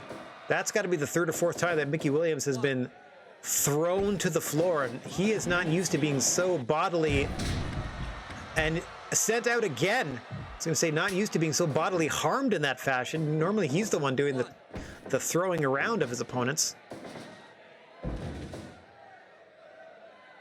causing him to get frustrated yet again and grab another weapon from under the ring. Oh! Deadlift gut-wrench suplex, technically his finishing maneuver, that of Mickey Williams, but not something he normally wins his matches with. Normally wins by submission after busting his opponent wide open. With the wide array of weaponry. Oh man, side slam, spine across the kendo stick. That has got to smart. Precision offense there from the Hell Knight Mickey Williams. As you can see, the collection of weaponry in that red corner. Now getting spiked with a Frankensteiner on top of the weapons is Matt Robinson. Boston Crab attempt by Walker, but Robinson powers out. And here comes the fork. Just jabbing Matt Robinson atop the dome, busting him wide open and causing the Divine One to tag out to Limitless Keith Lee. Wisely, I might add, as you can see the blood already pooling on the mat from the forehead wound of Matt Robinson. We'll be monitoring that as this match progresses, and do not worry, once this match concludes, he will get the medical attention he so desperately requires. As Thomas Walker now sets his tag team partner Keith Lee up to the top rope and gets countered into a top rope Batista bomb. But he kicks out at 2 after assistance from Mickey Williams, does Thomas Walker, now quickly tagging out to the Hell Knight. Keith Lee, unaware of it, gets slammed by Walker and stepped on rather rudely by Mickey Williams, who rakes his scythe across the forehead of limitless Keith Lee. 10 minutes. As we've just passed the 10-minute mark of this one, you can see the collection of weaponry still in the corner of the Hell Knight and the Brilliant Devil. When in doubt, back to the tried and true fork for both of these gentlemen, is now both Keith Lee and Matt Robinson split wide open in this one. Back to work on the wound goes Mickey Williams with a scythe. Robinson tagged back in. Nice double team powerbomb. Fine how do you do to the Hell Knight Mickey Williams for the Divine One. Oof, who responds the only way he knows how. An uppercut to the ding dong. Iya, says Mickey Williams as he exerts maximum effort. Getting Thomas Walker tagged in, even with the egregious wound on the forehead of Matt Robinson. The Divine One going hell-bent for leather here, fighting for all he's worth. You can see those stiff kicks to the back of the head of Thomas Walker. One of the hardest strikers in the GWA, right up there with Ilya Dragunov, is Matt Robinson. In the upper echelon, nice hook kick there. By way of demonstration, goes the Divine One. Beautiful frog splash from Keith Lee, but too close to the corner. As you can see, he's able to be bodied all the way to the red corner to get Mickey Williams tagged in. Watch yourself, Keith Lee. You are bleeding profusely, and Mickey Williams can smell it. Nice counter there from Keith Lee. Thought Williams may have been going for that torturous headlock, or the King Cobra hold. The ground version of the Cobra clutch he has put many an opponent away with. As we said, once he gets an opponent busted open, he uses one of those two sleeper submission variations to literally squeeze the life out of his opponent's head. Nice scrap buster, boss man slam, call it what you will, and now spitting mist into the eyes of Keith Lee as though the blood weren't bad enough. And he's going to freshen up the wound by stabbing him in the back of the neck. Walker neutralizing Robinson in a Boston Crab. Keith Lee covered in all sorts of bodily fluids, courtesy of Mickey Williams. Some his own, some foreign to Keith Lee. Nicely done, drops him into a scissored sleeper. Does Matt Robinson, simple and effective, just gonna try to choke the life out of the Hell Knight. Nothing doing so far, rolls over into an armbar. This is how he won the belt. But Walker's in to bust it up. So you can see the color already changing strangely for Keith Lee. They're fading back to the blood. Air raid crash by Robinson. Another 2 count as Walker's in to save the matchup for his partner. And then try to slow things down with a Boston Crab to the Divine One, Matt Robinson, who does not break his focus on Mickey Williams. Even after that low blow. Hang on, King Cobra hold. Keith Lee's got a long way to go to break this up. Ushigoroshi to Keith Lee. Robinson able to fight his way free, but I don't know how much longer this tag team may last. Blood all over the canvas for Matt Robinson and Keith Lee. Keith Lee, Thomas Walker, you two legal fighters now. Frog splash by Thomas Walker to no avail. Matt Robinson not the legal fighter. Keith Lee is sitting in the corner. Trying to fight his way out is limitless Keith Lee.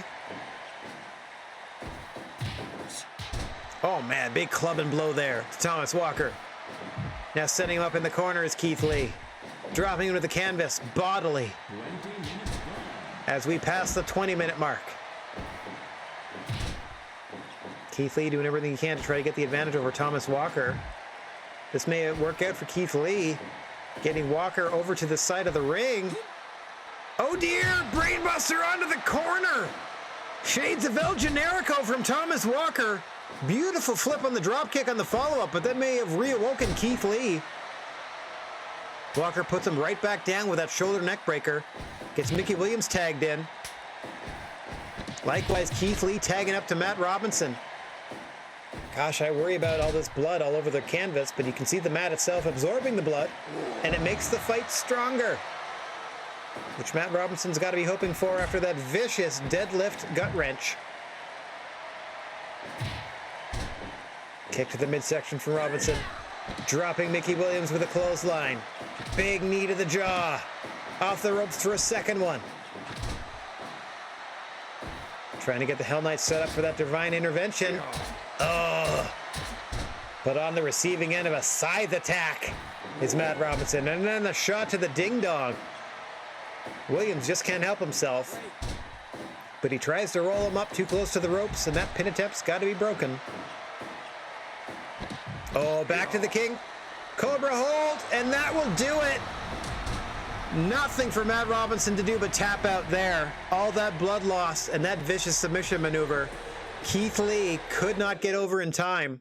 Barely heard a closing bell, by the way, as Mickey Williams is able to tap out Keith Lee. And I do not blame the man for stopping the fight one bit. Okay, let me just do my notes here. Now, how much did they like that? They liked it 94%. 6% unlike. This. Okay, so this is the match that would have put us over into a sellout, but I guess a couple of people got lost on the way. About, 703 people got lost on the way to the arena. Anyway, Adam Page, Drew McIntyre. Drew McIntyre here. Hangman Adam Page here. Let's get down to the ring. Why waste time? Let's go, go, go. Mr. Bigfoot calling for the bell, and we are underway. Hangman Adam Page against Drew McIntyre.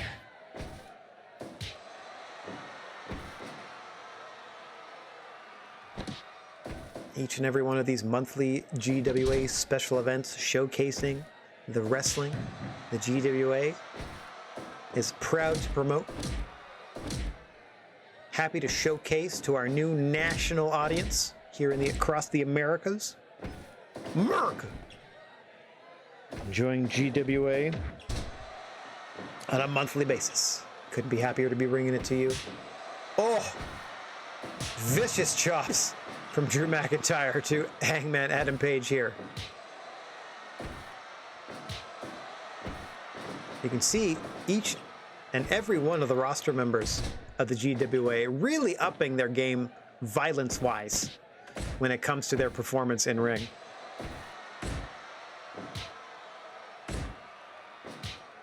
Both men slugging it out here.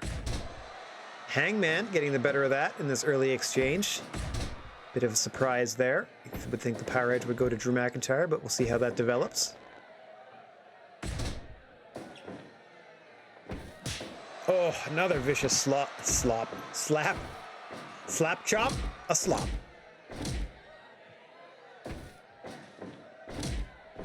McIntyre relentless now, working on the shoulder and arms of Hangman Adam Page.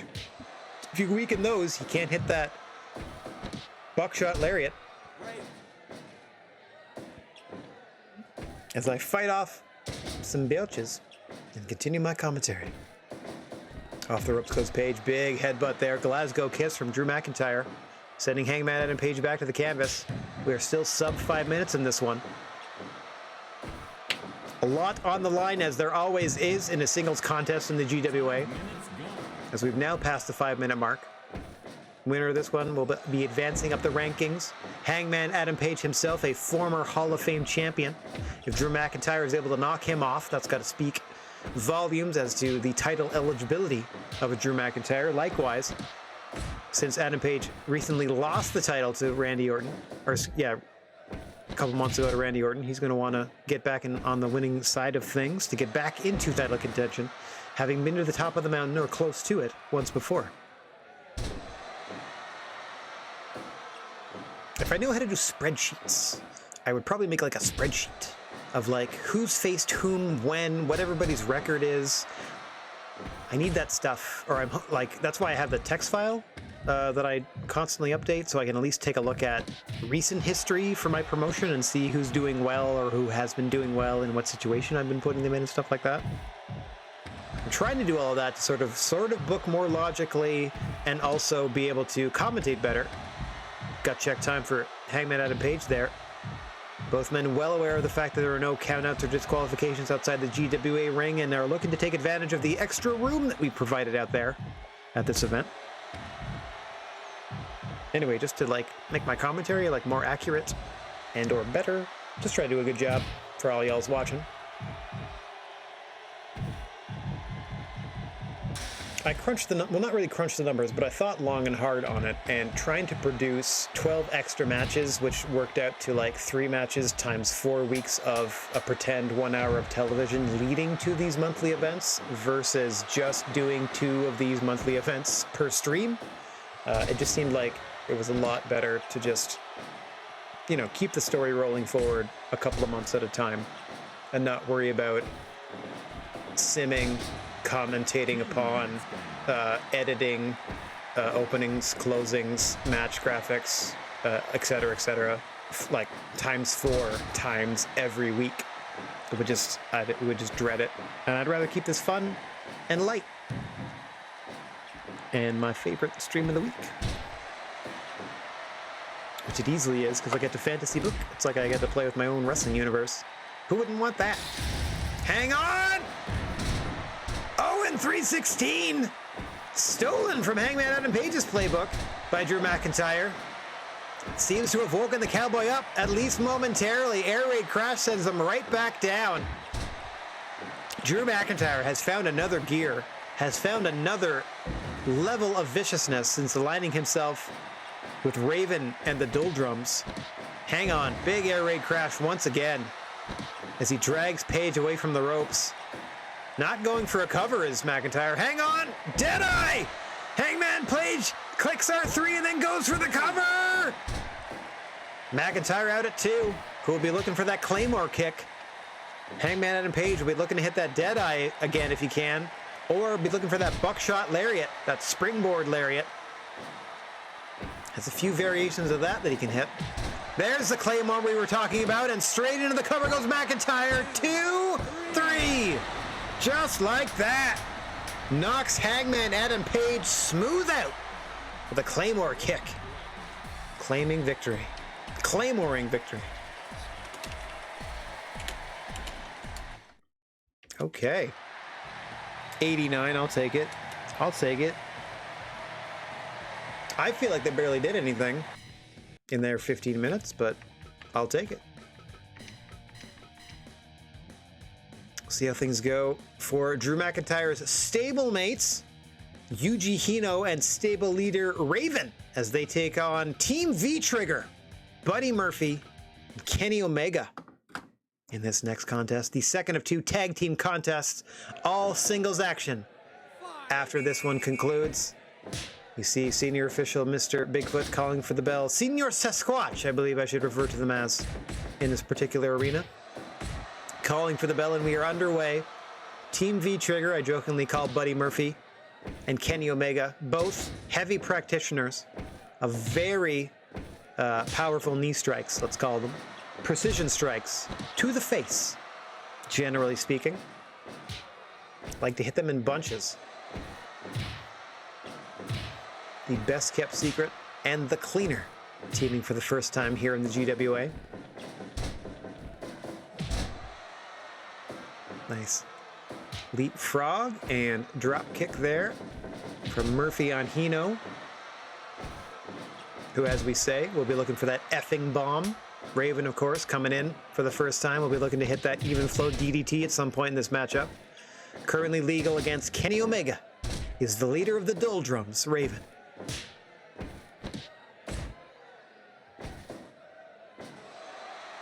Nice suplex there from the A1 Climax champion, Kenny Omega. You can't escape.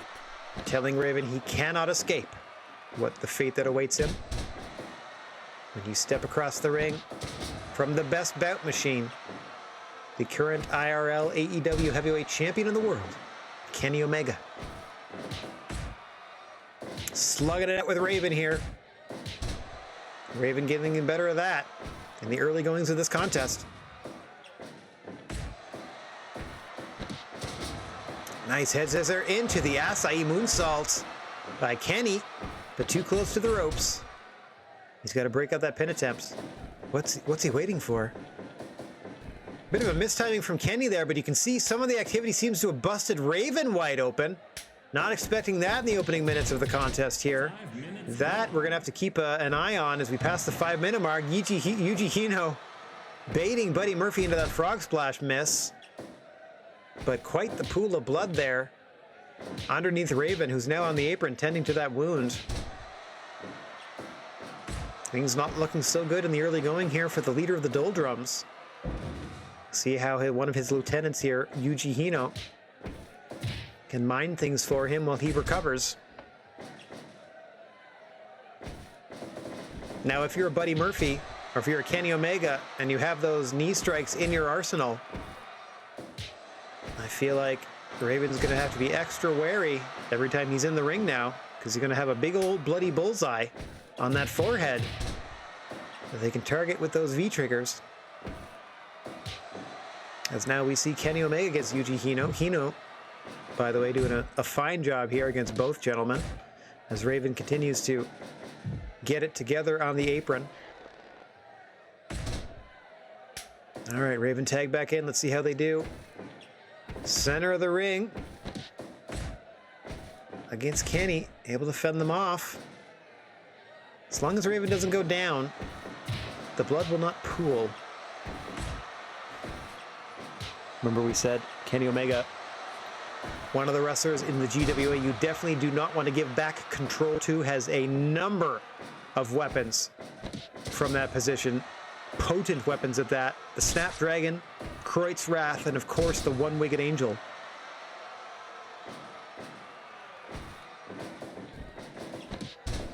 Nice drop toe by Raven. Signature offense from the former leader of the Flock, or the Nest, or Serotonin, and now the Doldrums. Even flow DDT by Raven. Hits the pose on the way out and rolls Kenny into the cover. 1, 2. Buddy Murphy makes the save. That could have done it. Huge even flow DDT by Raven there. As you can see himself, he's smearing his own blood across the canvas with these high impact maneuvers. Nice double power bomb to Kenny Omega on his way out of the ring. Now both sides have tagged up, and we've got Buddy Murphy and Yuji Hino, who just leveled Murphy with a lariat. Murphy able to send Hino across the ring, but Hino waiting and hits a power bomb. Not quite sure if that's the effing bomb variation of it, but it's a power bomb nonetheless, and now locks on a Dragon Sleeper. Nicely done. Raven running interference, but Buddy Murphy able to fight his way free. Powerbomb combination? No, Canadian DDT. I don't know what else to call that. From Buddy Murphy, that's what it's described as in the move list. Even flow to Kenny once again. Meanwhile, Buddy Murphy rolls up Hino, but he's able to power his way out at 2. Raven had a tag up there. Was so proud of himself for hitting Kenny Omega with another DDT. Now Hino trying to hold it together. Spinning brainbuster by Buddy Murphy. Kenny Omega tagged in. Hino able to fend off Murphy and Omega now for the moment. Nice exploder suplex there by Yuji Hino. Into the cover. 1. Only a 1 as Buddy Murphy's there to break it up. Wrong side of the ring to attempt that pin on by Yuji Hino. Now the two men are slugging it out near the center of the ring. Super kick from Kenny Omega settling that argument for now. Sliding V-trigger to the side of the head of Hino. Hino now trying to work on the arms of Omega. Trying to grab a limb and hold on for dear life is Yuji Hino. Hang on! Big powerbomb center of the ring into the cover. 1, 2, and Buddy Murphy again breaks it up. Able to fight off Raven as well. V-trigger to the back of the head of Yuji Hino. And Kenny Omega attempting a follow-up. Gets the line across the ring incorrect once again, and Hino is able to tag in Raven. Likewise, Buddy Murphy's tagged in. What a maneuver there! To the already injured Raven, you can see the wound continuing to bleed on the forehead of Raven. And Buddy Murphy able to take advantage with that drop kick. Raven back in the driver's seat with a quick Russian leg sweep. Snap suplex by the best kept secret. Buddy Murphy, one of the most impressive offensive arsenals in the game today. As you can see the combination at work there, ending in a V-trigger. Here comes Canadian DDT to Raven, but Buddy Murphy can't follow up right away.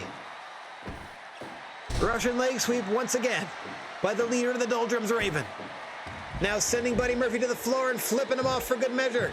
Yuji Hino following him outside. Raven turns around to DDT Kenny Omega, leaving Hino to fend with Buddy Murphy on the floor. Another even flow DDT to Kenny Omega. Meanwhile, an exploder to Buddy Murphy by Yuji Hino. The fight will continue as such until Buddy Murphy gets back into the ring. What a spiral bomb combo from Buddy Murphy, who now grabs a chair.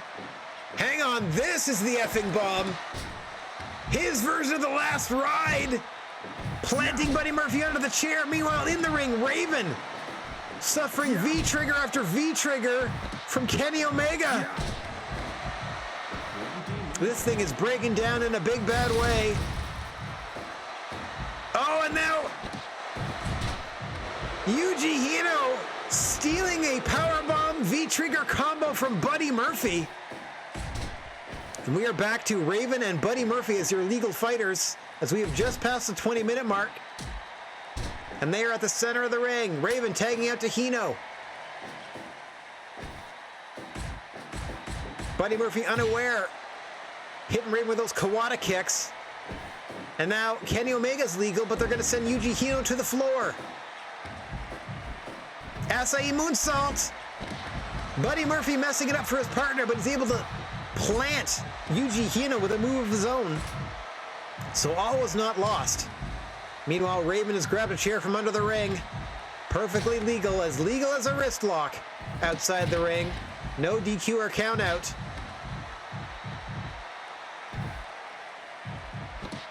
Oh man, assisted neck breaker onto the chair to Hino from Omega and Murphy.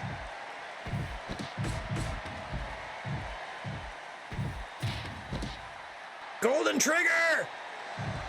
Oh, another one! Golden trigger to both members of the Doldrums team. Again, the ref powerless to stop this until they get back into the ring.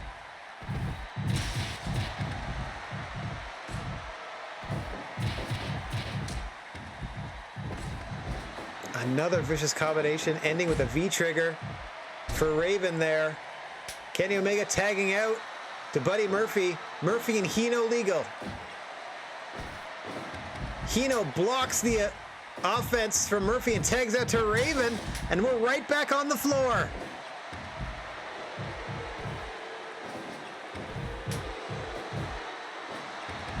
Big powerbomb by Hino. Raven has still 5 to drop this chair, and he drops it at 4.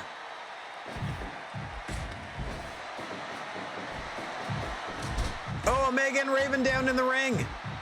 Omega back up to his feet first. Meanwhile, outside of the ring, another vicious powerbomb to Buddy Murphy from Hino. One-legged angel to Raven. Can't go for the cover, though. Another one in the center of the ring to Raven. Incredible offense here. Now we're tagged back up and the legal combatants are back in the ring. Raven and Buddy. It is all Buddy Murphy now. Sending him across the ring. Big boot across the jaw. Back and forth he goes. Raven able to dodge that time. Flips off Murphy and Omega. Content to slug things out. Is Raven discus lariat not getting the job done? Drop kick from Murphy. Hey, a drop kick from Murphy. I get that. Allows both men to tag up. Now Kenny Omega and Yuji Hino set to do battle. Big back elbow in the corner from Kenny Omega. Nice backdrop suplex. Got him from behind once again. You do not want to give your back to Kenny Omega, as we have stated earlier. Bit of disrespect from Hino before this strike battle. that Hino wins with a vicious clothesline. 2, but Murphy's in to save the matchup and eat an even flow from Raven. Meanwhile, an effing bomb from Yuji Hino to Kenny Omega. Into the cover. 1, 2, but Murphy's there as well as we're about to hit 30 minutes. Poison Rana. 14 minutes gone. Oh! Yuji Hino not realizing that Buddy Murphy was a legal man. Doesn't matter though. Effing bombs for everybody. Oh, the neck of Buddy Murphy in a big bad way. 1, 2. No, Omega saves the matchup for his team. Kawada kicks to the face of Yuji Hino from Buddy Murphy, who plants him once again.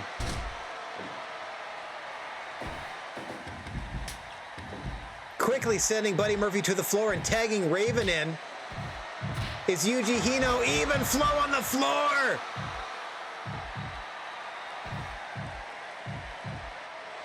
Follows it up with a vicious pile driver, and then he grabs the chair, does Raven, and waffles Buddy Murphy over the back of the head twice. Yuji Hino just sort of guarding the area. And you see Raven in full control here. Oh, hang on. Drop toe by Buddy. Allows him to get all the way across the ring and get Kenny Omega back involved. Kenny Omega and Raven now, as we are headed towards 35 minutes gone in this tag match. Kenny says this is it. Looking to set Raven up here. Raven fights him off. Even flow. Into the cover for Raven. 1, but Yuji Hino not there nearly in time. Buddy Murphy got the hop on and broke that cover up at 1. Raven now tagging back into Yuji. Raven has been bleeding for about half an hour now. Was busted open early on in this one. Win or lose, quite the fight out of the members of the Doldrums here tonight against Kenny Omega and Buddy Murphy. Team V-Trigger. Hang on. 2. Nice missile drop kick there from Kenny Omega to Yuji Hino just as he stood. Now he was able to tag out to Murphy for another golden trigger. Hino fighting his way free. Huge clothesline. You know, Buddy Murphy's been favoring his neck earlier. Omega able to break that up at 1. Again, poor ring positioning on the part of the Doldrums. Powerbomb combination upcoming. Spiral bomb into the cover for Murphy. 1, 2, and Raven breaks it up this time. Poison Rana to Raven onto the chairs by Omega. Yuji Hino had a shoulder tackle aimed at Murphy. Omega absorbed it, allowing Buddy Murphy to get back in control.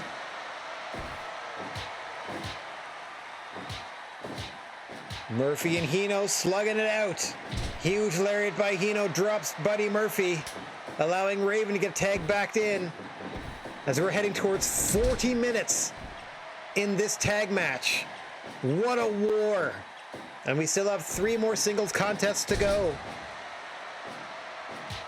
including 2 huge main events with titles on the line. Inverted DDT this time from Raven. Buddy Murphy sends him off the ropes. V-trigger. Tags in Omega. Raven fends off a double team attempt. Sends Omega into the corner. Double underhook pile driver by Kenny Omega. Raven's up first, but he's dazed. A second one by Omega. Into the cover. Hino immediately breaks it up before the 1. Pile driver this time to Buddy Murphy. That's not going to help Raven.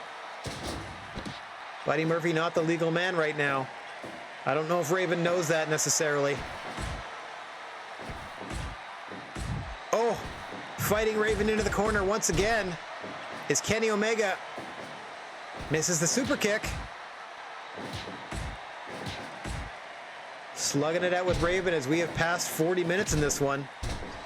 Big super kick by Kenny Omega, silencing that strike battle. Raven quickly tagging in Yuji Hino, hits the even flow DDT on his way out. Now catching his wind on the apron is the leader of the Doldrums. Kenny trying to fight his way back to his corner, doing a real good job against Hino here. And in comes Buddy Murphy. Kamagoye knee strike to the face of Hino, and he rolls around clutching his neck.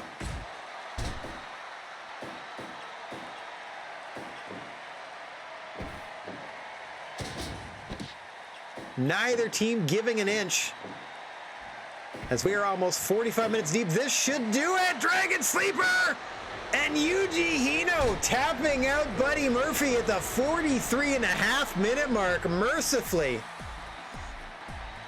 You had to know at a certain point all it would take would be a serious submission attempt, and it doesn't get more serious than that Dragon Sleeper.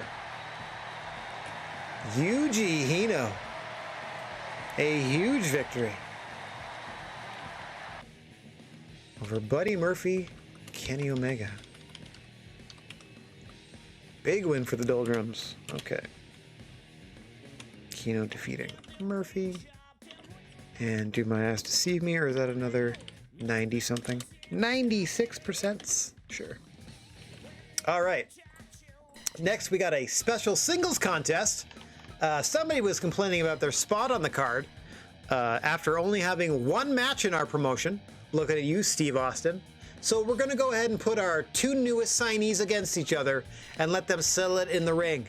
So for the first time in the GWA, I present the Heartbreak Kid Shawn Michaels against Stone Cold Steve Austin, both roster members of the GWA.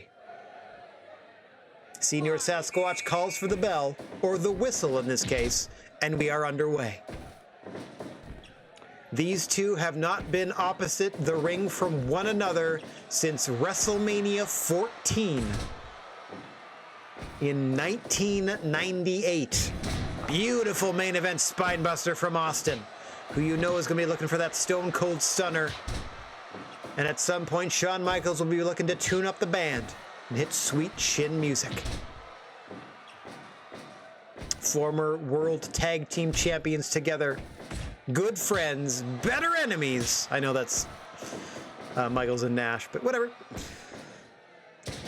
They only had the one major singles match against one another in their respective careers. That is wild to say. I'm sure they did like a house show loop to get ready for the WrestleMania match. Perhaps not, because Michaels' back was all messed up.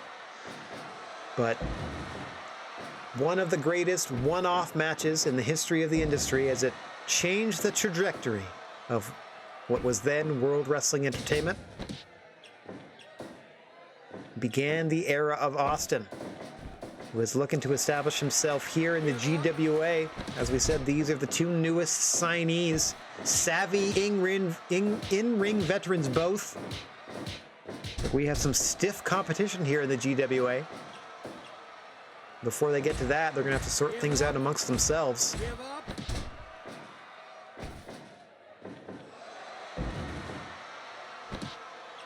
Austin with the early advantage here, under the 5-minute mark. Not beyond Shawn Michaels to lure his opponent into a false sense of security, or perhaps just take the brunt of the punishment until his opponent tires himself out. 5 minutes gone. And of course, since we've now hired these two, I will scour the Steam workshop for Fire Pro Wrestling World and see if we can't find a more definitive version of both of these characters, let's say, like perhaps with an additional edit part of their actual face, etc., etc. We'll see what we can find. Perhaps some custom maneuvers, different variations of the stunner or super kick setup. Who knows? Perhaps Michaels even has the teardrop suplex, his original finish when he was a singles.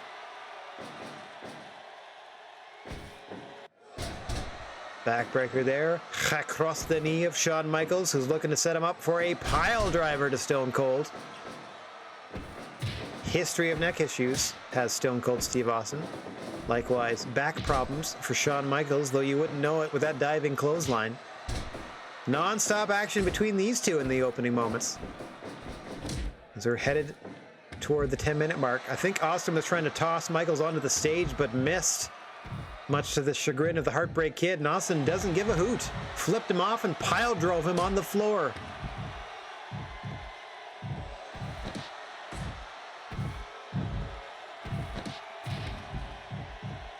Back and forth these two men go. For as long as it takes, no countouts or DQs out there. And all up in the faces of our 40,000 strong, here to witness these matches. Inverted atomic drop from Michaels, drops the big elbow from the top now.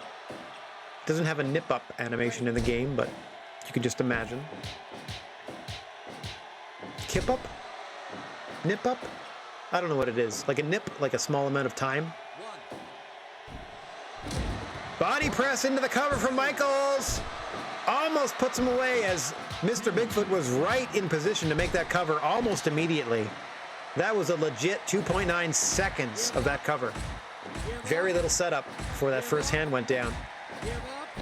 As you can see, Austin with a full mount there, just wailing away on Michaels. That could have resulted in a referee stoppage if Michaels had not defended himself, and was he not able to break the hold. Back to the sleeper goes Austin. This is how he won his debut matchup after Yuji Hino kicked out of the stunner.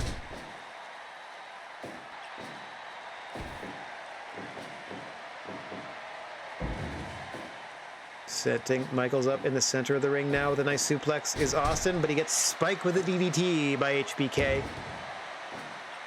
who again will be looking to hit that sweet chin music. Austin will be looking for that stunner. I don't know if you want to go punch for punch with the rattlesnake, as he's able to drop Michaels and catch his breath. Nice delayed vertical suplex here by Stone Cold, and then right back to work on the jaw. Simple but effective offense. You can apply it to anybody, can Stone Cold Steve Austin, one of the best brawlers ever. Able to counter that pile driver attempt that time is Stone Cold. Backbreaker from Sean. Trying to get back into the thing at around the 15-minute mark here. Sent off the ropes. Luthez press there by Austin, and now he's just going to wail away. Again, Michaels has to defend himself or break that hold, or he risks referee stoppage in that situation. Able to get that pile driver off this time, though, is Michaels. Now sending Austin to the floor so he can catch his breath. Smartly done there by the Heartbreak Kid. Awaiting Austin's return. Off the ropes now. Big clothesline from Austin. Double bird salute for Michaels, but he counters the attempt at a stunner into a backdrop suplex. Off the ropes once more. Another big Luthez press. Able to avoid the punches this time is Michaels. And back to his feet first. Big clothesline from the Heartbreak Kid. Going up top. Drops the elbow once more. Into the cover this time. 1, 2. Austin out at 2. Able to fight Michaels off there. Things get a little dangerous in the southern quadrant of the ring. It's a little difficult. Sweet chin music. Hang on. 1, 2. Austin kicks it 2. I was going to say it's a little difficult to cover your opponent down there. You risk a rope break pretty more often than not, but excellent ring positioning by Shawn Michaels on that attempt. Waiting for Austin to stand. Double axe handle to the dome. And an elbow drop once again. Drags him away from the ropes. Into the... No, picks him back up. Sorry, I thought I was going in the cover.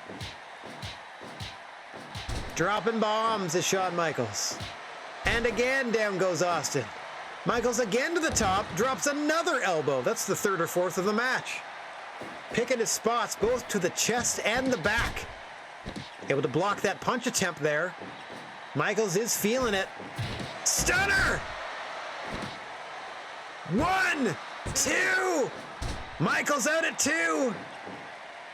Austin kicked out of the sweet chin music the first time. Let's see if he can do it the second. 1, 2. Yes! Austin out again. Another super kick. 3 in a row. 2. No! Austin will not be denied.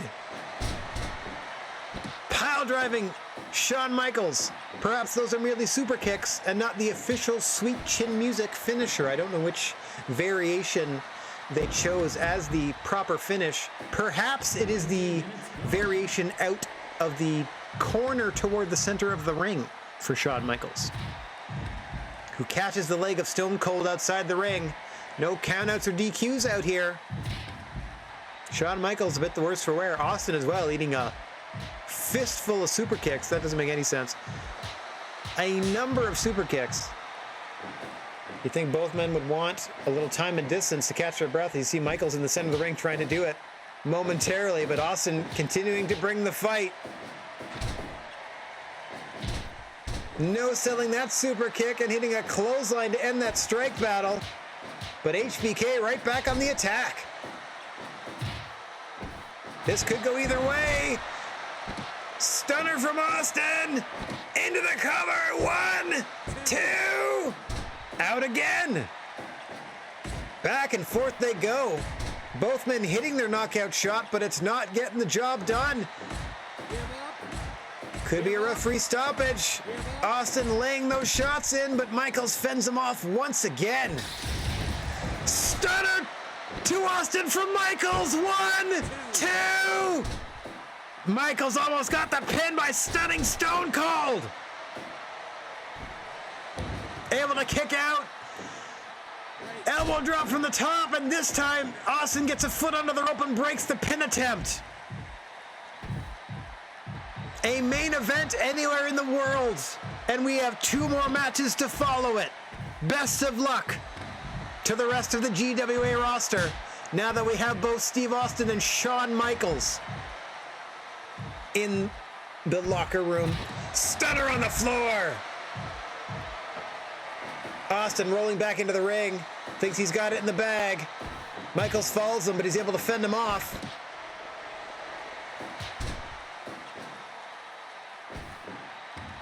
And again, Stone Cold sending Michaels to the floor, this time retreating to the center of the ring to catch his breath, perhaps for one final offensive assault. Michaels really proud of himself after that kitchen sink. Another diving elbow drop, perhaps a half dozen at this point. 2, and Austin's out again. Off the ropes this time. Big back body drop. Up top, another elbow drop to the small of the back of Austin. 1, 2, and no! Austin's out again. And now Michaels is out of the ring, courtesy of Stone Cold, who grabs a chair. At the 27-minute mark, Austin decides to grab some weaponry.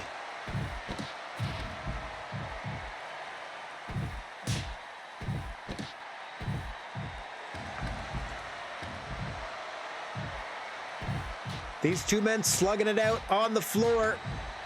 Shawn Michaels taking the fight to Stone Cold. Adjusting his gear, getting himself set up in the center of the ring. Austin follows him back in and commences to just pummeling away.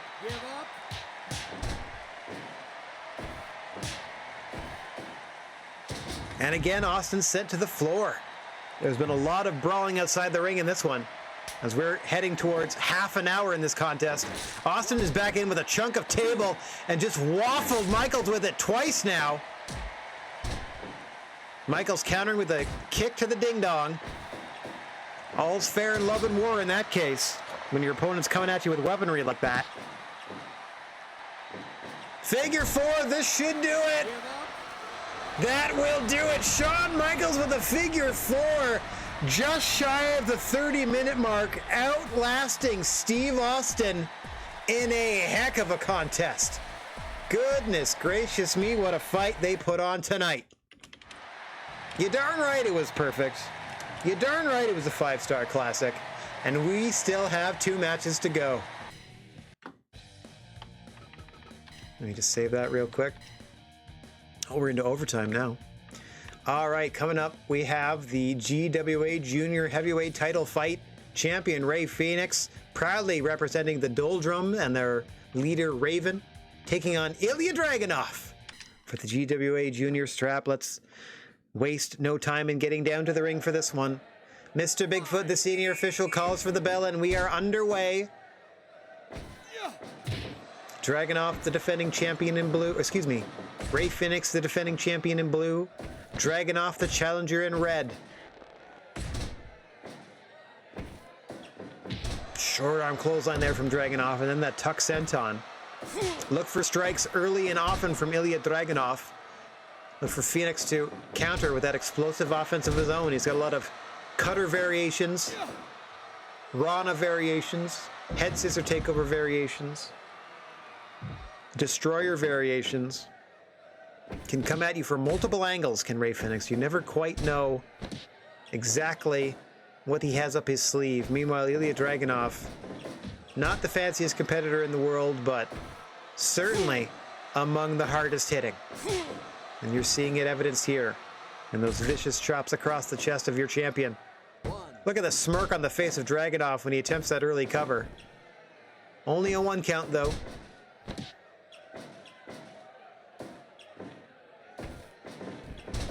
Sends Phoenix off the ropes. Nice drop down, but then countering the hammer throw is your GWA Junior Heavyweight Champion. Off the ropes comes Dragunov now. Nice high knee to the back of the head of Champion Phoenix in a slug fight with Ilya Dragunov. Dragunov winning that, following it up with an enziguri. We talked about his potency at the strike game, as Ilya, as he just tries to kick the face off of Ray Phoenix, and if that doesn't work, he'll try to knee. Goodness gracious. Unrelenting offense from the challengers thus far. Oh, powerbomb counter by Phoenix, but not even close to a 1 count at the 5-minute mark. Ilya's setting up for that torpedo headbutt into the cover. 2 almost puts Phoenix away.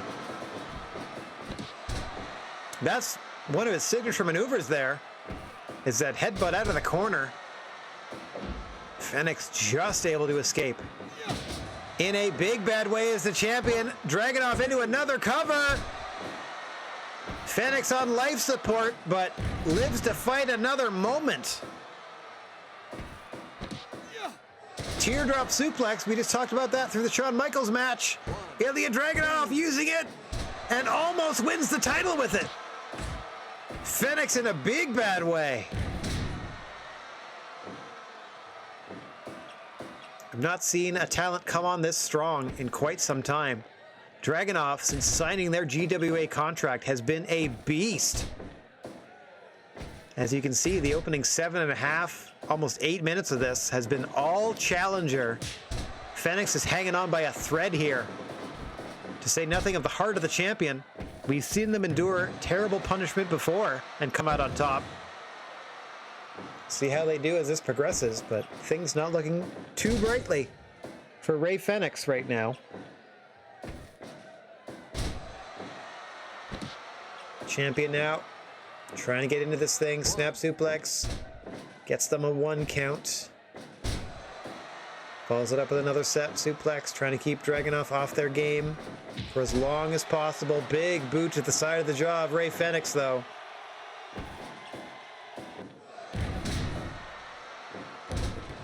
Ilya just going for broke. Big knee to the midsection. Off the ropes he comes. Oh, flips him over with that clothesline. Looking to do it a second time. Oh, again. Looking for a trifecta at the 10-minute mark. Phoenix is in trouble. Looking for clothesline number 4. Doesn't have the win to do it. Gassed himself. Running the ropes and blasting Ray Phoenix with those succession of lariats to Ilya Dragunov. Now slowing things down with an MMA mount and easily tapping Ray Phoenix out with that Boston Crab. That match was all Ilya Dragunov. Didn't even try to counter the enjoyment of the previous match. That was all about Dragunov getting the job done. And what a job he did, winning the GWA Junior Championship in dominating fashion. And that all gives way to your main event. the GWA Heavyweight Championship on the line as the champion Kenta Kobashi putting the belt on the line against the straight edge superstar, the Second City Saint, the third nickname. I'm not going to call him the best in the world. We'll see if he can prove himself the best in the world by beating Kobashi tonight. That's right, it's Kenta Kobashi. Whoops. Uh-oh. This one. I gotta delete that other one later. Against CM Punk for the GWA title. In this, your main event of the evening. Mr. Bigfoot calling for the bell, and we are underway. Champion Kobashi in the black and purple. Challenger Punk wearing the Chicago flag on their trunks. Red, white, blue, and black. Oh, a vicious chop to the back of the head of Punk goes Kobashi, looking to establish himself early as the dominant champion. Crowned 2 new champions in 2 shows this week. We have a new Hall of Fame champion in Keiji Muto. We have a new GWA Junior champion in Ilya Dragunov. Let's see if CM Punk can keep that trend continuing, and if they can claim the GWA Heavyweight Championship, or if Kenta Kobashi can successfully defend against the Second City Saint here tonight. Kenta Kobashi, somewhat familiar with the offensive stylings of CM Punk, having trained Kenta in Pro Wrestling Noah. So about half the moves that CM Punk does, Kobashi should be familiar with. That's not a knock, I'm just saying he's borrowed from Kenta. There's nothing wrong with that, people borrow. He also borrowed from Tenzan. His indie finisher was a top rope pedigree, so, you know, he borrowed from H. So, these things happen. As the 2 men slugged it out near the center of the ring, Punk getting the better of that exchange in the early going here. Kobashi, unabated. Nice extension on that delayed vertical suplex. It's going to take a lot to knock Kobashi off their game. Really went through it in the first couple of years of their GWA career before eventually earning themselves a championship matchup. They did not let that opportunity go to waste. Have been proudly representing us as champions since. Let's see how they do when they put it all on the line against CM Punk here. Themselves in their first title match. Kenta Kobashi handpicking his opponent for this event. Have been impressed with the work of CM Punk. Not necessarily the winningest record, but appreciated the fighting spirit, did your champion Kenta Kobashi, and so here we are in your main event, Kobashi and Punk. Nice neck breaker there from Punk, trying to become the best in the world by becoming GWA Heavyweight Champion. Kobashi with those chops, trying to keep Punk at bay. Nice back elbow there from CM into the Anaconda Vice. We talked about him borrowing from Tenzan earlier. There it is. Kobashi able to break free though. Double underhook backbreaker. Welcome to Chicago, MFer, as CM Punk calls that move. Now trying to slow things down with the sleeper on the champ. Kobashi able to fight his way free and send Punk across the ring. Into the corner. Buckle bomb incoming. Leveling CM Punk. Just tossing him against the turnbuckle there. Punk able to respond with a suplex. Both of these men, admirable focus in the ring. Off the ropes comes Kobashi, big lariat there. Now just beating Punk down with those chops, as we're about to hit 10 minutes here. Punk fighting his way back. 10 minutes gone. Been a pretty even battle so far. Punk able to fight his way free there. Kobashi setting him up in the center of the ring. Both men slugging it out. Huge lariat from Kobashi. Off the ropes. A second lariat drops Punk. Punk stopping his momentum short with a DDT. Back into the Anaconda Vice. Smart game plan from CM Punk to try to take the arm away. That's going to limit his ability to hit those burning lariats. Oh my god, brainbuster by Kobashi, spiking Punk on his head. Dropping Kobashi once again, back into the Anaconda Vice goes Punk. He's got the positioning between Kobashi and the ropes. Kobashi able to break it. Back to work goes Kobashi, trying to chop Punk down quite literally.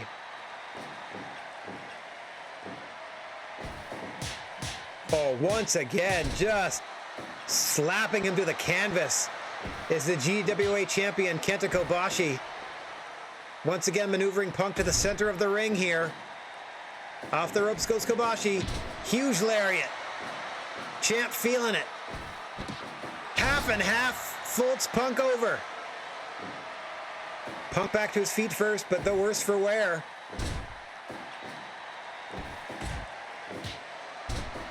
Able to counter and drop Kobashi quickly is CM Punk, who eats a go to sleep from Kenta Kobashi. Falls it up with a moonsault, but he's too close to the ropes. Kobashi hits the go to sleep on CM Punk. A lot of finisher stealing.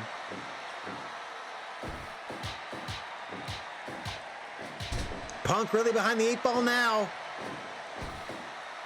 Hang on. Brainbuster by Kobashi. Into the cover. 1, 2, 3. Kenta Kobashi with the brainbuster. Successfully defends the title against CM Punk.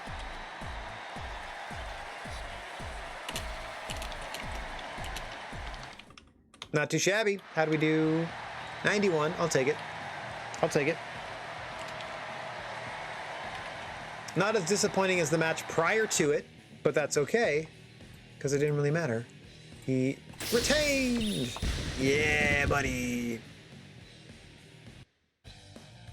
Okay, so almost 40,000 people. They paid 20 bucks a head. We covered our production, we doubled our production cost. We would have made it $300,000 from our sponsorship, so that would have covered our production cost right there. So let's see how we do. Let's see how we do. Oh no! Yuji Hino! Yuji Hino! Okay. Dang. Alright, so they are hurt. 3 months. Dang! Okay, Ray Phoenix. Lost to Ilya Dragunov. They are the third GWA Junior... Oops. Third GWA Junior Champion. Okay. Likewise, Kenta Kobashi is the third Heavyweight Champion. Yep. Hino got hurt. Kuratza running a flawless show. We're ready to book a bigger venue. I don't think we are, but I just want to see how much money we make off this one. Pegaso has won the CMLL belt. Good for them. We got new Big Japan Junior Tag Team Champions. Good for you guys. We got new DDT Tag Team Champs. Congrats. And we made almost $1 million. We made $800,000. Okay, CMLL has a singles tournament. Okay. My word. So Yuji Hino is hurt. Hey! Antonio Inoki. Not too shabby. Let's just save that real quick. To this one, the first one. I gotta delete the second one later. It's gonna drive me nuts. Okay, so let's do Stoic and Freestyle. That makes sense. Freestyle, Japan, 6 months. Make offer. Send them out scouting. Let's do that first. Let's just double check here to see if in Japan there is indeed an Antonio Inoki. Oh, actually. There they are. BSBB Stoic. Another good like historical figure, but I don't know if the matches are necessarily going to be exciting to see and call. Okay, personal advice. Randy Orton wants more money. Let's do all this first. Consultations. Hi.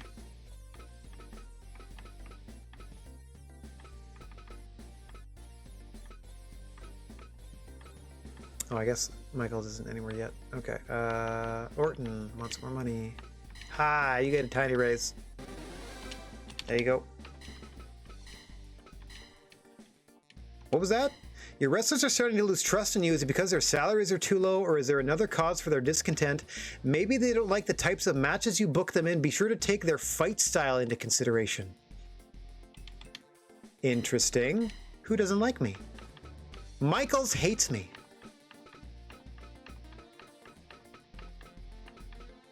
Really? It's just Michaels. It's just Michaels in Austin. Michaels, you just won an incredible main event that scored perfect. I don't know what your problem is. You crushed it. All right. Let's see. Maybe I'll give you a little raise-a-doodle and see how that goes. How about that? And let's try a little tiny raise for you. There. See if that helps. So Shawn Michaels, not a big fan of ours. Shawn Michaels and Steve Austin, both causing a bit of trouble backstage. Who would have thought? Okay. Well, let's check our merchandise. So we blew out of 10,000 snacks. We blew out of most of those. We blew out of our t-shirts and towels and most of our photos. Nice. No wonder we made so much moolah. Training center. Let's do our repairs. Always, always, always. Let's get this out of the way. They're starting to lose trust in me. Take their fighting style into consideration. Austin and Michaels are both showmen. So maybe that means they're not quite as excited to just go out there and wrestle, but they're also like, it's Shawn Michaels and Steve Austin. Like, they can go out there and do the job is all I'm saying. All right. Transferring wrestlers.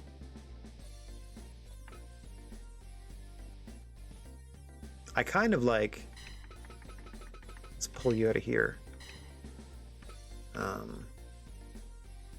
And then we'll put you in the face pile. And then we'll get rid of you and you. No affiliation. And then we go here. And then we go Michaels to heal. And then you to heal. And then you to heal. Because that puts you in alphabetical order. There we go. Okay. So let's set that up for now. Scouting we don't need to do. I mean, starting to lose trust in you because their salaries are too low. Did they not like the matches they're in? But again, SSA. They're that went down actually. SAS. Austin with a C. Randy with a B, getting there. Michaels with a D. It's just Austin and Michaels. So if you are hearing this about my promotion, that is 100% one of those two people, and I'm guessing Michaels, just bitching loud enough for like a wrestling reporter to hear it, I guess. All right, that is our activity for the week. We got some work done. We have 27 roster members out of 32. We signed some Hall of Famers. We have our first injury, unfortunately. We're going to take a second look at who else we have on the roster and who's available to work for us as we book months 9 and 10 in year 3 next week. But looking pretty good, looking pretty solid. Let's go ahead and boot myself over here. Whoa, I didn't even do the fancy transition. Let me go back just so I can do the fancy transition. Worth every penny. There we go. So I can thank everybody for watching, no matter where or when you happen to be. Wishing you all chill vibes and, for the moment, clear skies. If you find yourself in possession of a plethora of positive energy, that last one was a mashup of two previous. Never mind. Please share it if you can spare it. And don't forget about your old pal, the Silent G, Rad Gnarly, saying so long for now. We will be back Friday evening at 7 p.m. Eastern. And I got a big old smile on my face because we are going to continue fighting against hordes of the undead. And luckily, we will not be alone in 7 days to die. 7 days to die tomorrow at 7 p.m. Eastern. There should be like 8 or 9 of us like there was last week. Give me a second here for the old stream deck to crash and reboot as I try to find somebody to spread a little nerve to on our way out. Oh, there we go. Let's go raid Broster. I don't think we've ever raided Broster before. All right, thanks very much for hanging out, everybody. Like we said, tomorrow night, 7 p.m. Eastern, 8 or 9 of us, something about that, something around that number, be getting together for week 2 of 7 Days to Die. It'll be a hoot. All right, hope to see you there. Ta-ta for now.